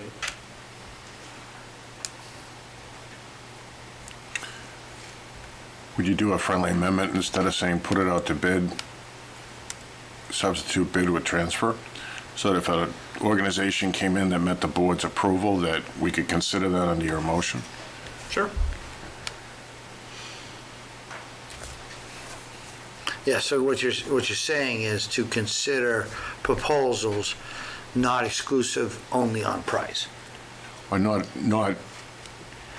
exclusive to a bid process, so I'll pull an organization. If Friends of Farmington came in and said, hey, we'd really like to use this building for this purpose, and we'd offer the district $500 to transfer the deed, the board can consider that versus going out to a public bid. So that would be a request for proposals, or Yeah. consider request for proposals. Right. Not saying, okay, whoever the highest bidder is. Exactly. Okay. So you may have somebody that bids, a landowner, say one of the abutting owners that bids $600, and then you have an organization that bids $500. You're saying we want to be able to consider the organization, consider all bids to say that's in the best interest. Yeah, I don't have an issue with that. But like I said, the motion is in preparation to work towards that goal of getting it. Go ahead. It's RSA 3195B-1A that gives the authority to accept unanticipated revenues. The language is there, but it is only regarding unanticipated revenues. That particular RSA does not speak to disposal of property. I believe there's another one, and I haven't found that one. There's a boilerplate but one. it's not part of that same. It's not tied into that one. It's not tied to that Okay. warrant article. Yeah. I mean, there's going to be, I'm sure there's some interest in some community for this property, either based upon its location, its potential uses, or its historic nature. But for me, I don't think it's in the best interest for the taxpayers to fund this renovations when we don't even have a specific need. If we had a specific need, and then we could say to go to the taxpayers, this is what we need the space for. Right now, we have adequate space for our needs. We haven't been used, when was the last time this was used? Back when, Yeah, look what's hanging on the wall in there. I know it's the old pre-Super Bowl Patriots stuff on there that I saw last time. I can't even remember. it was, Probably during the building of Valley View. I think they Yes. shipped some, that was 2001. Mary, didn't you go to school there? good that she can't hit you through the phone. No, but my grandmother did. Oh. My thought, again, let me take this out there. If we get to the point, we don't have a need for it, we don't need to sell it, we don't need to keep it as of this moment. So if we were to put it on the warrant at the next deliberative and say, do the taxpayers wish to sink, around numbers, $500,000 into that building? If that fails, then we do if Article 7 fails, Article 8 is that we will at that point put it out for general consumption. I would be opposed to putting on the warrant. Okay? And your reason? That could backfire. I don't actually want to spend the money. So. If we don't have a need, I can't justify spending $350,000 taxpayer money when we can't identify a need. Hey, Mary, Go ahead. Mr. Chair, Mary? Yeah. Do you recall how the process went when Main Street was sold to the town? That was $1. And I don't remember that going in before like town meeting or anything. Back then it would be school district meeting. Yeah. I wish my dad were here, he'd know. Yeah, that's a good question, because Yeah. that was transferred from school district property to municipal property Right. by some mechanism. It was an interdepartmental property transfer. No, Like because as if we had a vacant building and the town decided they could use it, and we said, okay, taxpayers are responsible financially for it, whichever pocket it comes out of town or school. So if they're in agreement to let the other party make use of it, then it's cleaner that way. It has to be, if that's the case, Mary, there would have to be a vote, because the school is not a department of the town. They are considered separate fiscal entities. I thought it was a sale for $1 because one of the things that sat a little hard with the board at the time was they sell it to the town for $1, and then we need an SAU place later on, and charge them rent. We get charged rent. But also, the town was responsible for the maintenance, upkeep, I get it. electrical. I get it, but it was just one of those It old wasn't. school. Yeah. There was some additional revenue there. Yeah. But it wasn't like it was all free money. Right. You know, there was some cost that went around with it, but, I mean, Yeah. so. Water under the bridge. It is. I will say this, and I've had some opinions that I haven't been terribly vocal about, a little bit vocal here and there through private conversations about, I believe that there may be an organization in town that if they could acquire that building, it could be a grassroots project, chipping away at it as fundraising helps you. Perhaps grants, now that it is a historical site, perhaps there's some grants available that would really display an element of the history of this town in a very prideful way. And I think that would be, those are great ideas. For me, it's just simple of, if we don't have a need, then why would I use taxpayers' funding for it? I mean, I can think of at least a couple organizations that might be able to, or might want to take it on, but they have different goals for it. I mean, what would our goal be as the Farmington School Board? I mean, anything that we would do there, we already have additional space here for. The only reason I would jump in with that would be to say, in the event that we were to grow to the point we need the classroom space back that the SAU is currently taking up, the SAU could move there. But that is not the case currently. Our numbers, I mean, we've gone up 9 in Henry Wilson. How many as far as SAU enrollment, but staff, that's how many not SA staff members do we have?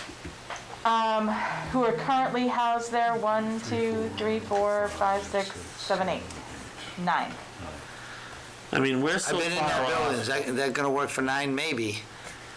Giselle just reported 302 students at Henry Wilson. When I was principal 4 through 6, we had 350 in the 4 through 6 alone, Right. and 200 more at the other end. Yeah. So, we're talking 550 in that building. Yeah. I don't, The other, go ahead, if I may, the other concept is, when Josh and I were in a meeting Friday, we actually walked over to the building and walked the outside to look into it. For the money that our advisor is telling us that we need to invest in the building, we could take that same money, invest it in a brand-new building somewhere on school grounds and be ahead of the game. I don't know, but I'm willing to bet there's asbestos in there, there's probably lead paint in there. we know of some of these things Yeah. because I don't know if it was someone pointed it out to us a few years ago and said, you better put up no trespassing signs. So, Sorry, I should have asked permission to speak. Go ahead, it's no but problem. there might be one organization, there might be more than one organization that's looking for the property. I mean, our recreation department in town is back going, and they may be looking for something close to the school. Yeah, So I guess I listen to anybody, prepare for it. It just doesn't, in my mind, and I wouldn't vote for it, to invest that type of money into that building the way it is. yeah, without But if somebody- without a specific need. Right. Current specific But need. if somebody... To hold on the building, that cost is only gonna continue to rise because of the disrepair that it goes through and the cost. So in 5 years, that number's gonna be 500,000. And if somebody wants to spend that money, I'm all for it, as long I as it's mean, not they can coming out of my fundraise it, pocket. they can potentially, maybe there's a minimum that's somewhere between 0 and 350,000, but that's not on us to determine. It's on somebody else who would have a use for it and have to go through the proper channels to renovate it to occupancy. So getting back to any other discussion on the motion, which is to get it ready to seek... Make preparations to put out an RFP. Yeah. Any other discussion? Not hearing any, all in favor? Aye. Aye. Mary? Aye. Motion passes. Aye. Thank you. We've done the door. I guess the only thing we left on this list is sophomore movie night. Well, we haven't done the RFP on the network assessment. Oh, an RFP on the network, sorry. Go ahead. Network assessment. Oh, RFP is in there. This is the one you wanted to basically assess and analyze our IT system to see where we stand, what our needs would be, what demands we may have in the future. This basically is just the first of probably the first before we start making some serious inroads to the IT system, at least get an analysis of where we stand, where we're looking to go, and whether it's capable of handling what we have, what we needed to do. Discussion? I looked at it, I think it was very well done. Yeah, it's thorough.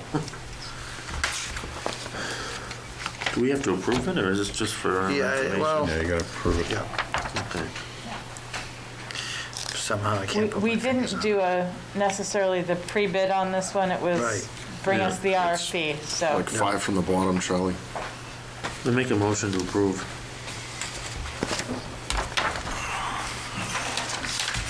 I'll second it for discussion. Okay, there it is. I'm having trouble finding stuff. It's right in front of me, though.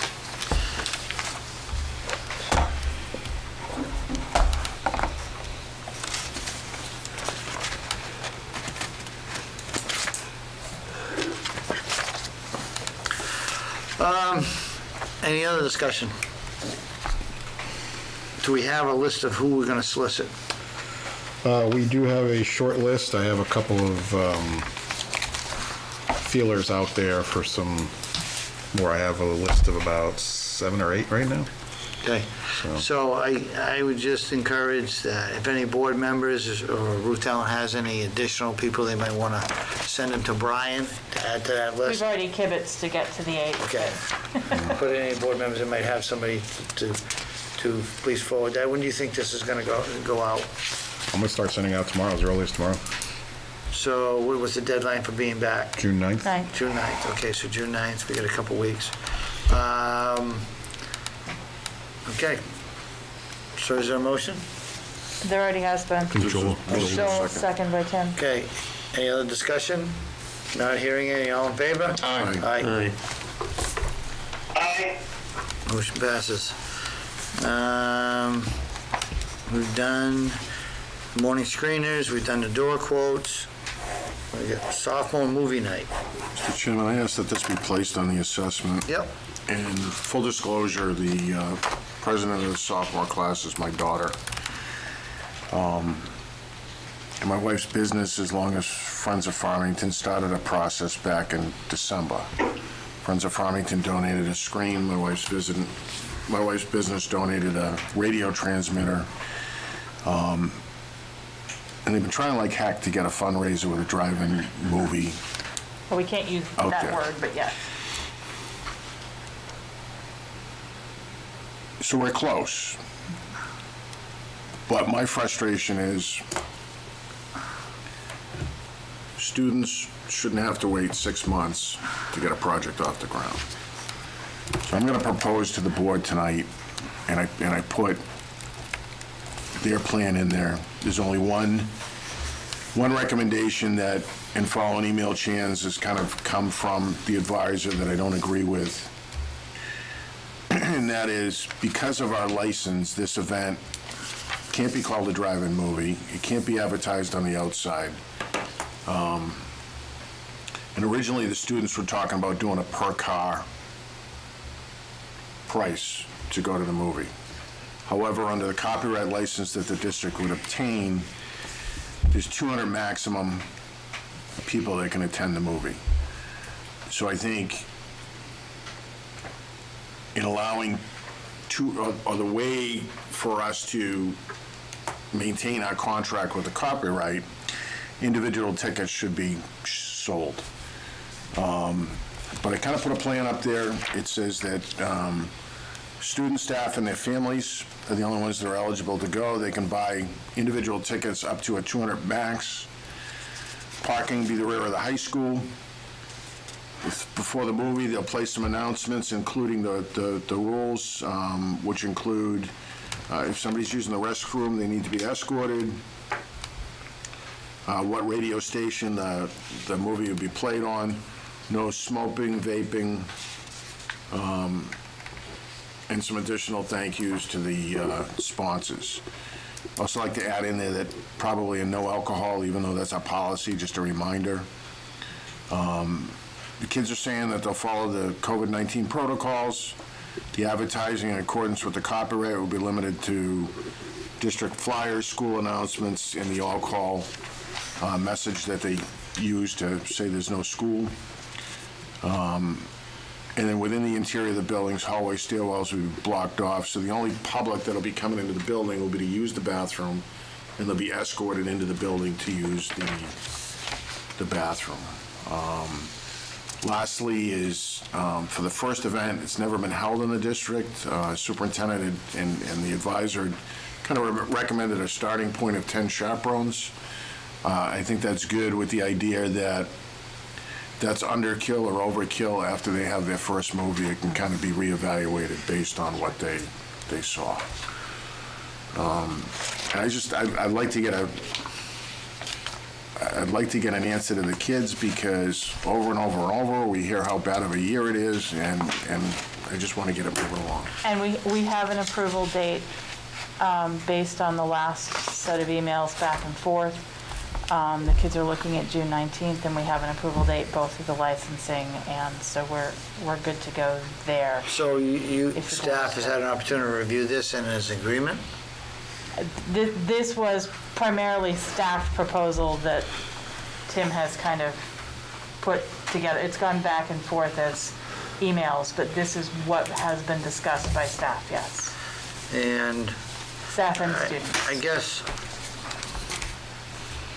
just to kind of get a feel for this, what's been some of the holdups as far as getting it done more timely?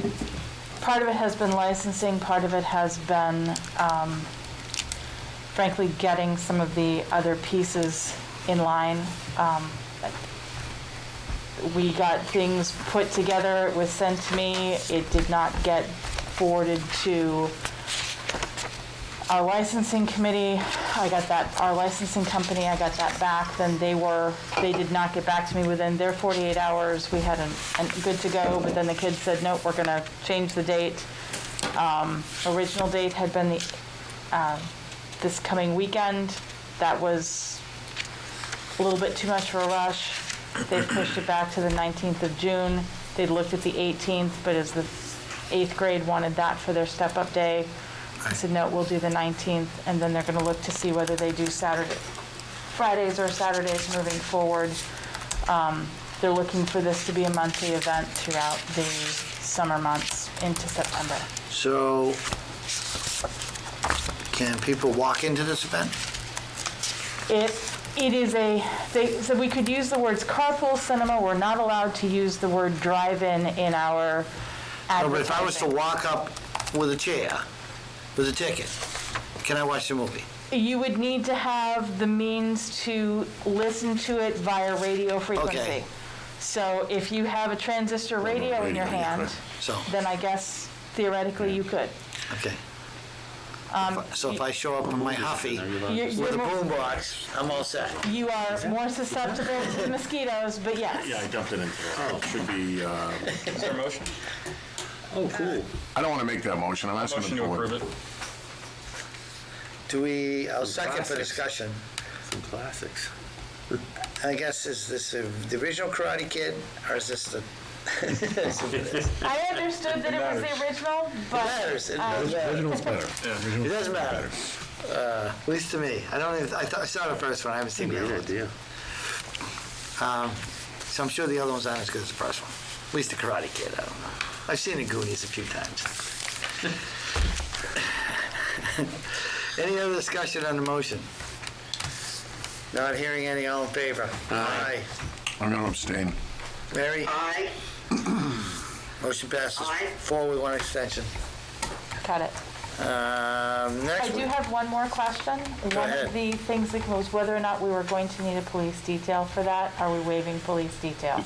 It's not in here. I mean, my opinion is, we're talking 200 people in cars. We have basketball games that Yeah, have a no. lot more people. We don't do it.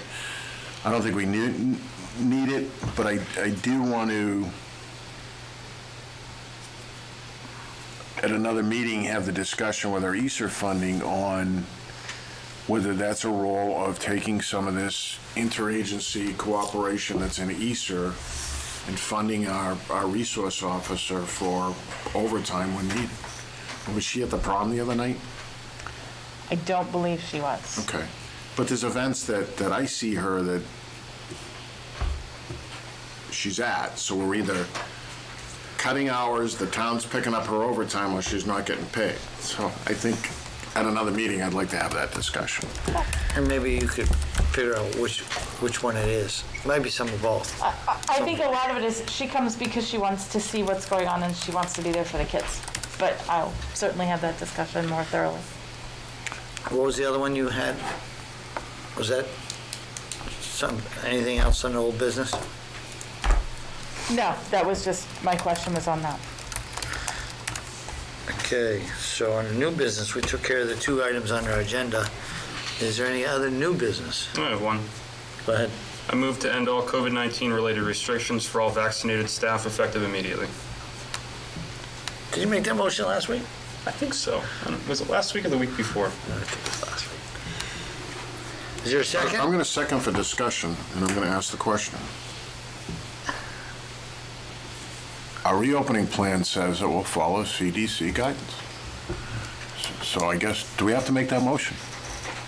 Because our CDC guidance says if you're vaccinated, in our reopening plan, well, we're saying we're going to go by what their guidance is. So their guidance right now is if you're vaccinated, you don't need that mask unless you're in a crowded environment. And I'm not saying we mandate you don't. We still allow the people that want to wear them to wear them. Right. And there's a lot of staff that are still wearing them, even outside. CDC guidance has also rolled back slightly to say they're recommending that schools continue to mask through the end of the school year. So it reads both ways, which is the very hard part of guidance that we're getting because it becomes almost non-guidance when it's, you can do this, but we recommend you do this, but they are somewhat diametrically opposed to one another. So. Yeah, but it's also considered still a free country, at least by. I will say that No question, the guidance was directed, correct me if I'm wrong, came from science, and the updated guidance was a result of public pressure. It wasn't in any way related to whatever scientific inquiries they made. And I think probably you could make a case for that being according to public pressure for a lot of the things that have come down the pike since last March. Right. So, Many of which I disagree with. and I'm there with you, though I don't know we'd all disagree about the same ones. Right. So, Josh, can you repeat your motion for me? Sure. My motion was to end all COVID-19 related restrictions for all vaccinated staff effective immediately. Okay, so here's the question. If that's the motion, are we gonna start policing who's vaccinated and who's not? So that becomes problematic. What's that? That becomes problematic. So, well, because some people may not be vaccinated because they don't feel that it's safe for them personally, because of their health concerns. Some may have a objection based upon, religion or, whatever. They may have an objection and don't feel that they want to get it. So how are we, now it's been offered to everybody. So in the motion, it's saying, basically it's not required for people that are vaccinated. What if it was for, I don't want to get it. So where do I fall and how are we policing that? I think you've got to rely on the honor system. But what if the honor system asks me and it says, I'm not getting the vaccine because I don't think it's safe for me or has any benefit for me, and no, I'm not wearing a mask? Because I think at that point, the admin can say, yeah, you will wear a mask because it has to do with student safety. And the scientific reports that I've read says if you're vaccinated, your likelihood of transmitting the disease to another is near zero. But it's not zero. It's near zero. I mean, we could say the same for the flu. Joel? Right now, do staff have the option to just not wear a mask if they don't want to? No. Masks are still mandated inside. Outside, By who? Us? by this group, mask mandate has not been lifted for inside. But your argument, Tim, is essentially it has. The CDC guidelines that I have not seen CDC guidelines that says we're recommending masks in buildings. I've seen I've seen the latest one that says if you're vaccinated, then you're allowed to do A, B, and C. And I think if that is what is out there, I think the way our reopening plan is right now is we're stuck with what CDC says, or we change our reopening plan, one of the two. I'm just reading from their guidance issued yesterday, May 16th. I don't see anything related to schools whatsoever. I see it reads, if you are fully vaccinated, you can resume activities that you did prior to the pandemic. Fully vaccinated people can resume activities without wearing a mask or physically distancing, except where required by federal, state, local, tribal, or territorial laws, rules, or regulations, et cetera, et cetera. Okay, so say this motion passes. How are we going to handle policing this? So if you say, are people going to go, well, you don't have your mask on, so I assume you're vaccinated. Are we going to say, where's your vaccination card? Where's your back? Or are we going to say, the employee says, yes, I have, and you may say, well, I know you haven't been vaccinated because you told everybody in the break room you're not getting it. I mean, how are we handling this? If this passes, how are we going to handle it? Well, it's like the morning screeners. You just got rid of the morning screeners, but we're taking it upon the parents to still screen their kids in the morning, just not to report it. That's the honor system. But if the honor system is to say, if you haven't been vaccinated, you need to wear a mask based upon this motion, are we going to police it or not? The intent of the motion is not to police it. I think Go ahead. Sorry. I think the people that work for us, our janitors, our paras, our teachers are adults. And I think they can make their conscious decision on whether they've been vaccinated or not. And I think, I think where we can say this is going to happen, I think the likelihood is less in this environment, because if I was a teacher and I wasn't vaccinated because of my own beliefs, which I'm okay with, but I took my mask off and I started an outbreak and it's learned that I wasn't vaccinated and I violated policy, why would you risk your employment status that way? So day to day, are we going to say, hey, can I see this passport that sooner or later is going to be outlawed? No. You let adults be like adults. Go ahead, Ruth Allen. Josh had said he couldn't find it. On Saturday, guidance was released, CDC's operational strategy for K-12 schools. They are recommending the continued use of prevention strategies for at least the remainder of the 2021 academic school year. Is it defined on prevention strategies? Yes, it does. So the operational strategies are, let's see. Pathway for schools provide in-person instruction safely through consistent use of prevention strategies, including universal and correct use of masks and physical distancing. What's the date on that? Saturday. The 15th? The 15th. Okay.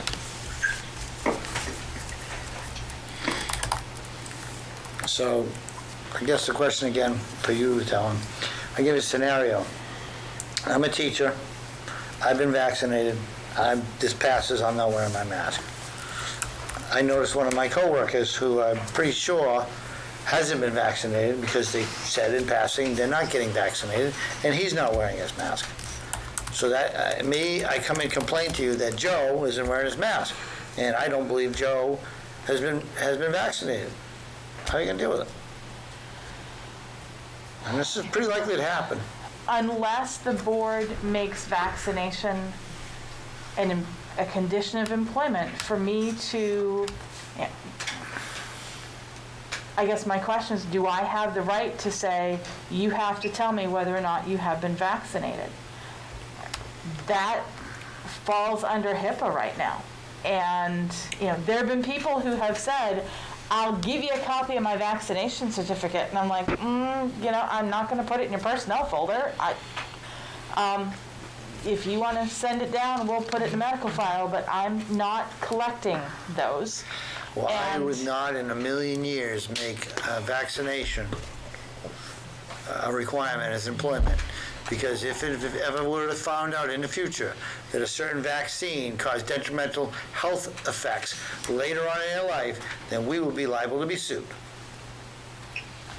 On top of mandating things that really isn't our business. That would also be a reason I wouldn't do it. So, I don't know. I'm not opposed to the motion, but the issue comes in is, now all of a sudden we're going to apply it. Yeah. How are we going to deal with these situations? And I'm not the one that's going to have to deal with them when they come here. But I get them first. I just want to go back to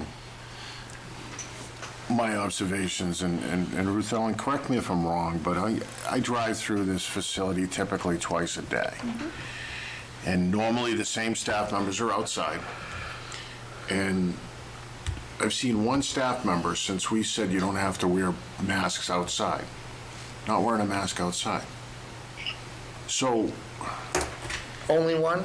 I've only seen one staff member outside not wearing a mask in the morning and afternoon. I mean, I'm not counting tonight when school's not in session and people are coming into the meeting. So I think our adult staffs, our intelligent people that we're counting on educating our children, are capable of making their own decision.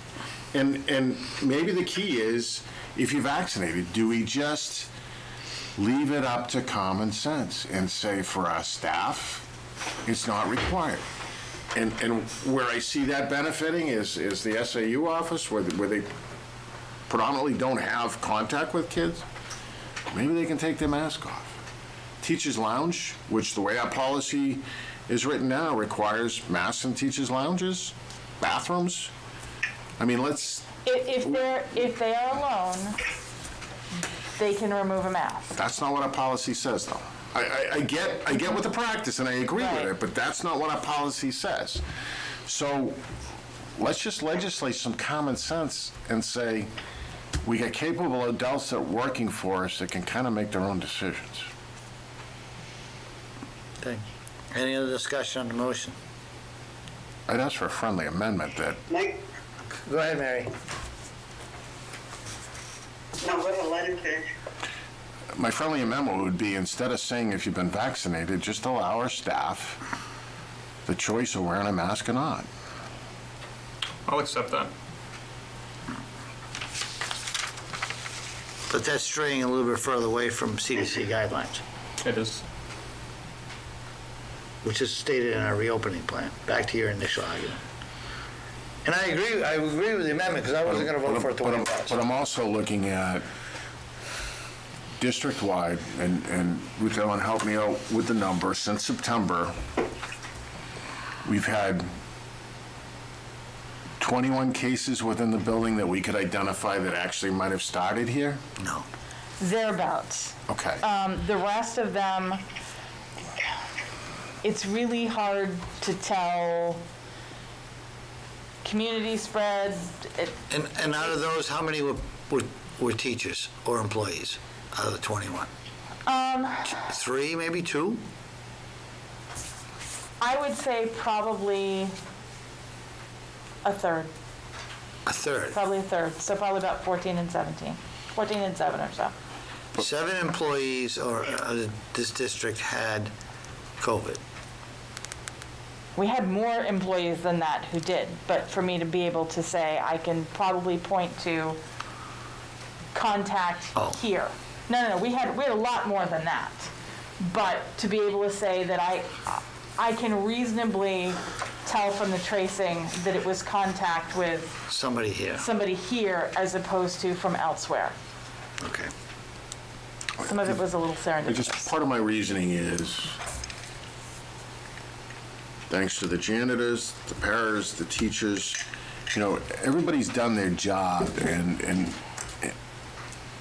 we haven't seen these outbreaks that other districts have seen. And I think that goes to our cleaning. I think it goes to our social distancing. My thing is, we hire adults, and I'll stop at this.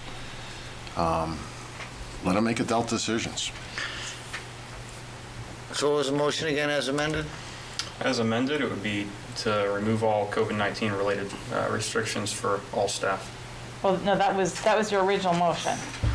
The amendment was to allow staff to wear a mask or not as they choose. Was that your amendment? No. That's what I thought. Other than the mask, what else is? Social distancing. I'm fine limiting it to masks. That's fine. That's where I was going, was the direction of the mask. That's fine. So what's the motion again? Motion is to end all mask mandates for staff, effective immediately.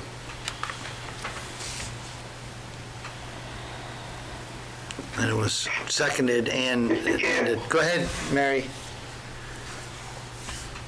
Go ahead. Scientifically, a vaccinated person can still transmit. Correct? That's not what I read today, Mary. No. Well, that has changed. That has changed, Mary. If they're saying they can't now, I've heard differently in the past month. But I'm not saying which. I've heard both. Science is right. Right. Because I'm not, we'll ask Dr. Fauci. I'm sure he won't. You'll get 3 answers from him. Any other discussion on the motion? Oh. Well, go ahead, finish. No, I'm all set. Thanks. Okay, any other discussion on the motion? Not hearing any, all in favor? Aye. Aye. No. Opposed? One opposed? No, no. So motion passes 3-2. Closer than I thought. Maybe I should have voted against it.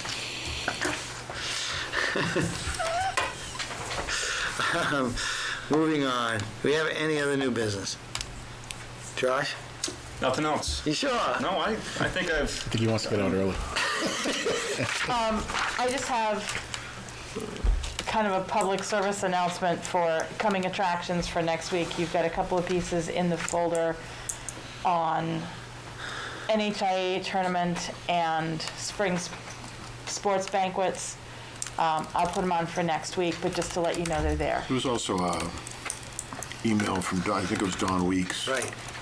On requesting the summer program for basketball. Can we get some feedback from the athletic director? Sure. I don't see the school board. Okay, I thought you were you didn't get copied on I'm it? not copied on them, so, I checked it and I thought you were, but. Okay. Well, maybe we can Eric's forward. on it. okay. Eric's on Maybe it. I I missed saw it you this on it. afternoon. Okay, No, you're not on there. But it also went out to us today. okay. Right. I will forward that right now. Oh, I just did, sorry. Okay. No. Thank you. Yeah, I assumed you got a copy, but it's her thoughts is to talk about summer basketball. So yeah, it'd be good if you guys could give us some feedback, because if it's something we've done in the past, is this something we can continue or we can't, and if so, why? And the two other things that I'd like to see is feedback from Larry, because it's going to be all our projects, and we're going to have to clean the gym. Yeah, definitely. Right. Okay. Yeah. Which school? Looking for both, well, Henry Wilson and FHS gyms if they need to alternate. Henry Wilson is going to be off the table because of the ventilation. Construction. Well, they're telling us now that they're going to put more people on and get it done quicker, so Okay. we're not so- exactly sure. We haven't narrowed down the dates. So they threw that out there, whether it's going to actually happen. Otherwise, it's going to take... Put more people on it, but it may not move any faster. No, it may not get all the people that he says he's going to put on there. That's what I'm saying. That is a recurring theme. Yeah. Anything else for public? Not hearing any at this point, I'll open up to public participation. See if anybody wants to participate. Diana? No? Anything, Ryan? Can we put a reminder out that, is it this Friday that we're having the job fair? Yes. And what the times those Yes, it are? is. 1 to 5. 1 to 5 for the job fair. And where's that going to be held? It will be here in the high school parking lot, and we will have food trucks as well, so come hungry. And how many potential employers are going to be exhibiting? I believe there are Almost 43, we've had a few that Need have backed signatures? out, but upwards of 40. Wow. They did an amazing job. Ready, Pen? Wow. Great. Packed. Be packed. Okay, and not hearing any other public business, and our next meeting is next Monday. And because we love it coming here every week, so we got manifest to sign, and I'll make a motion to go in a non-public session under RSA 91A3, 2, A, B, and C, nominations and resignations. Second. All in favor? Aye. Everyone have a good night. Aye.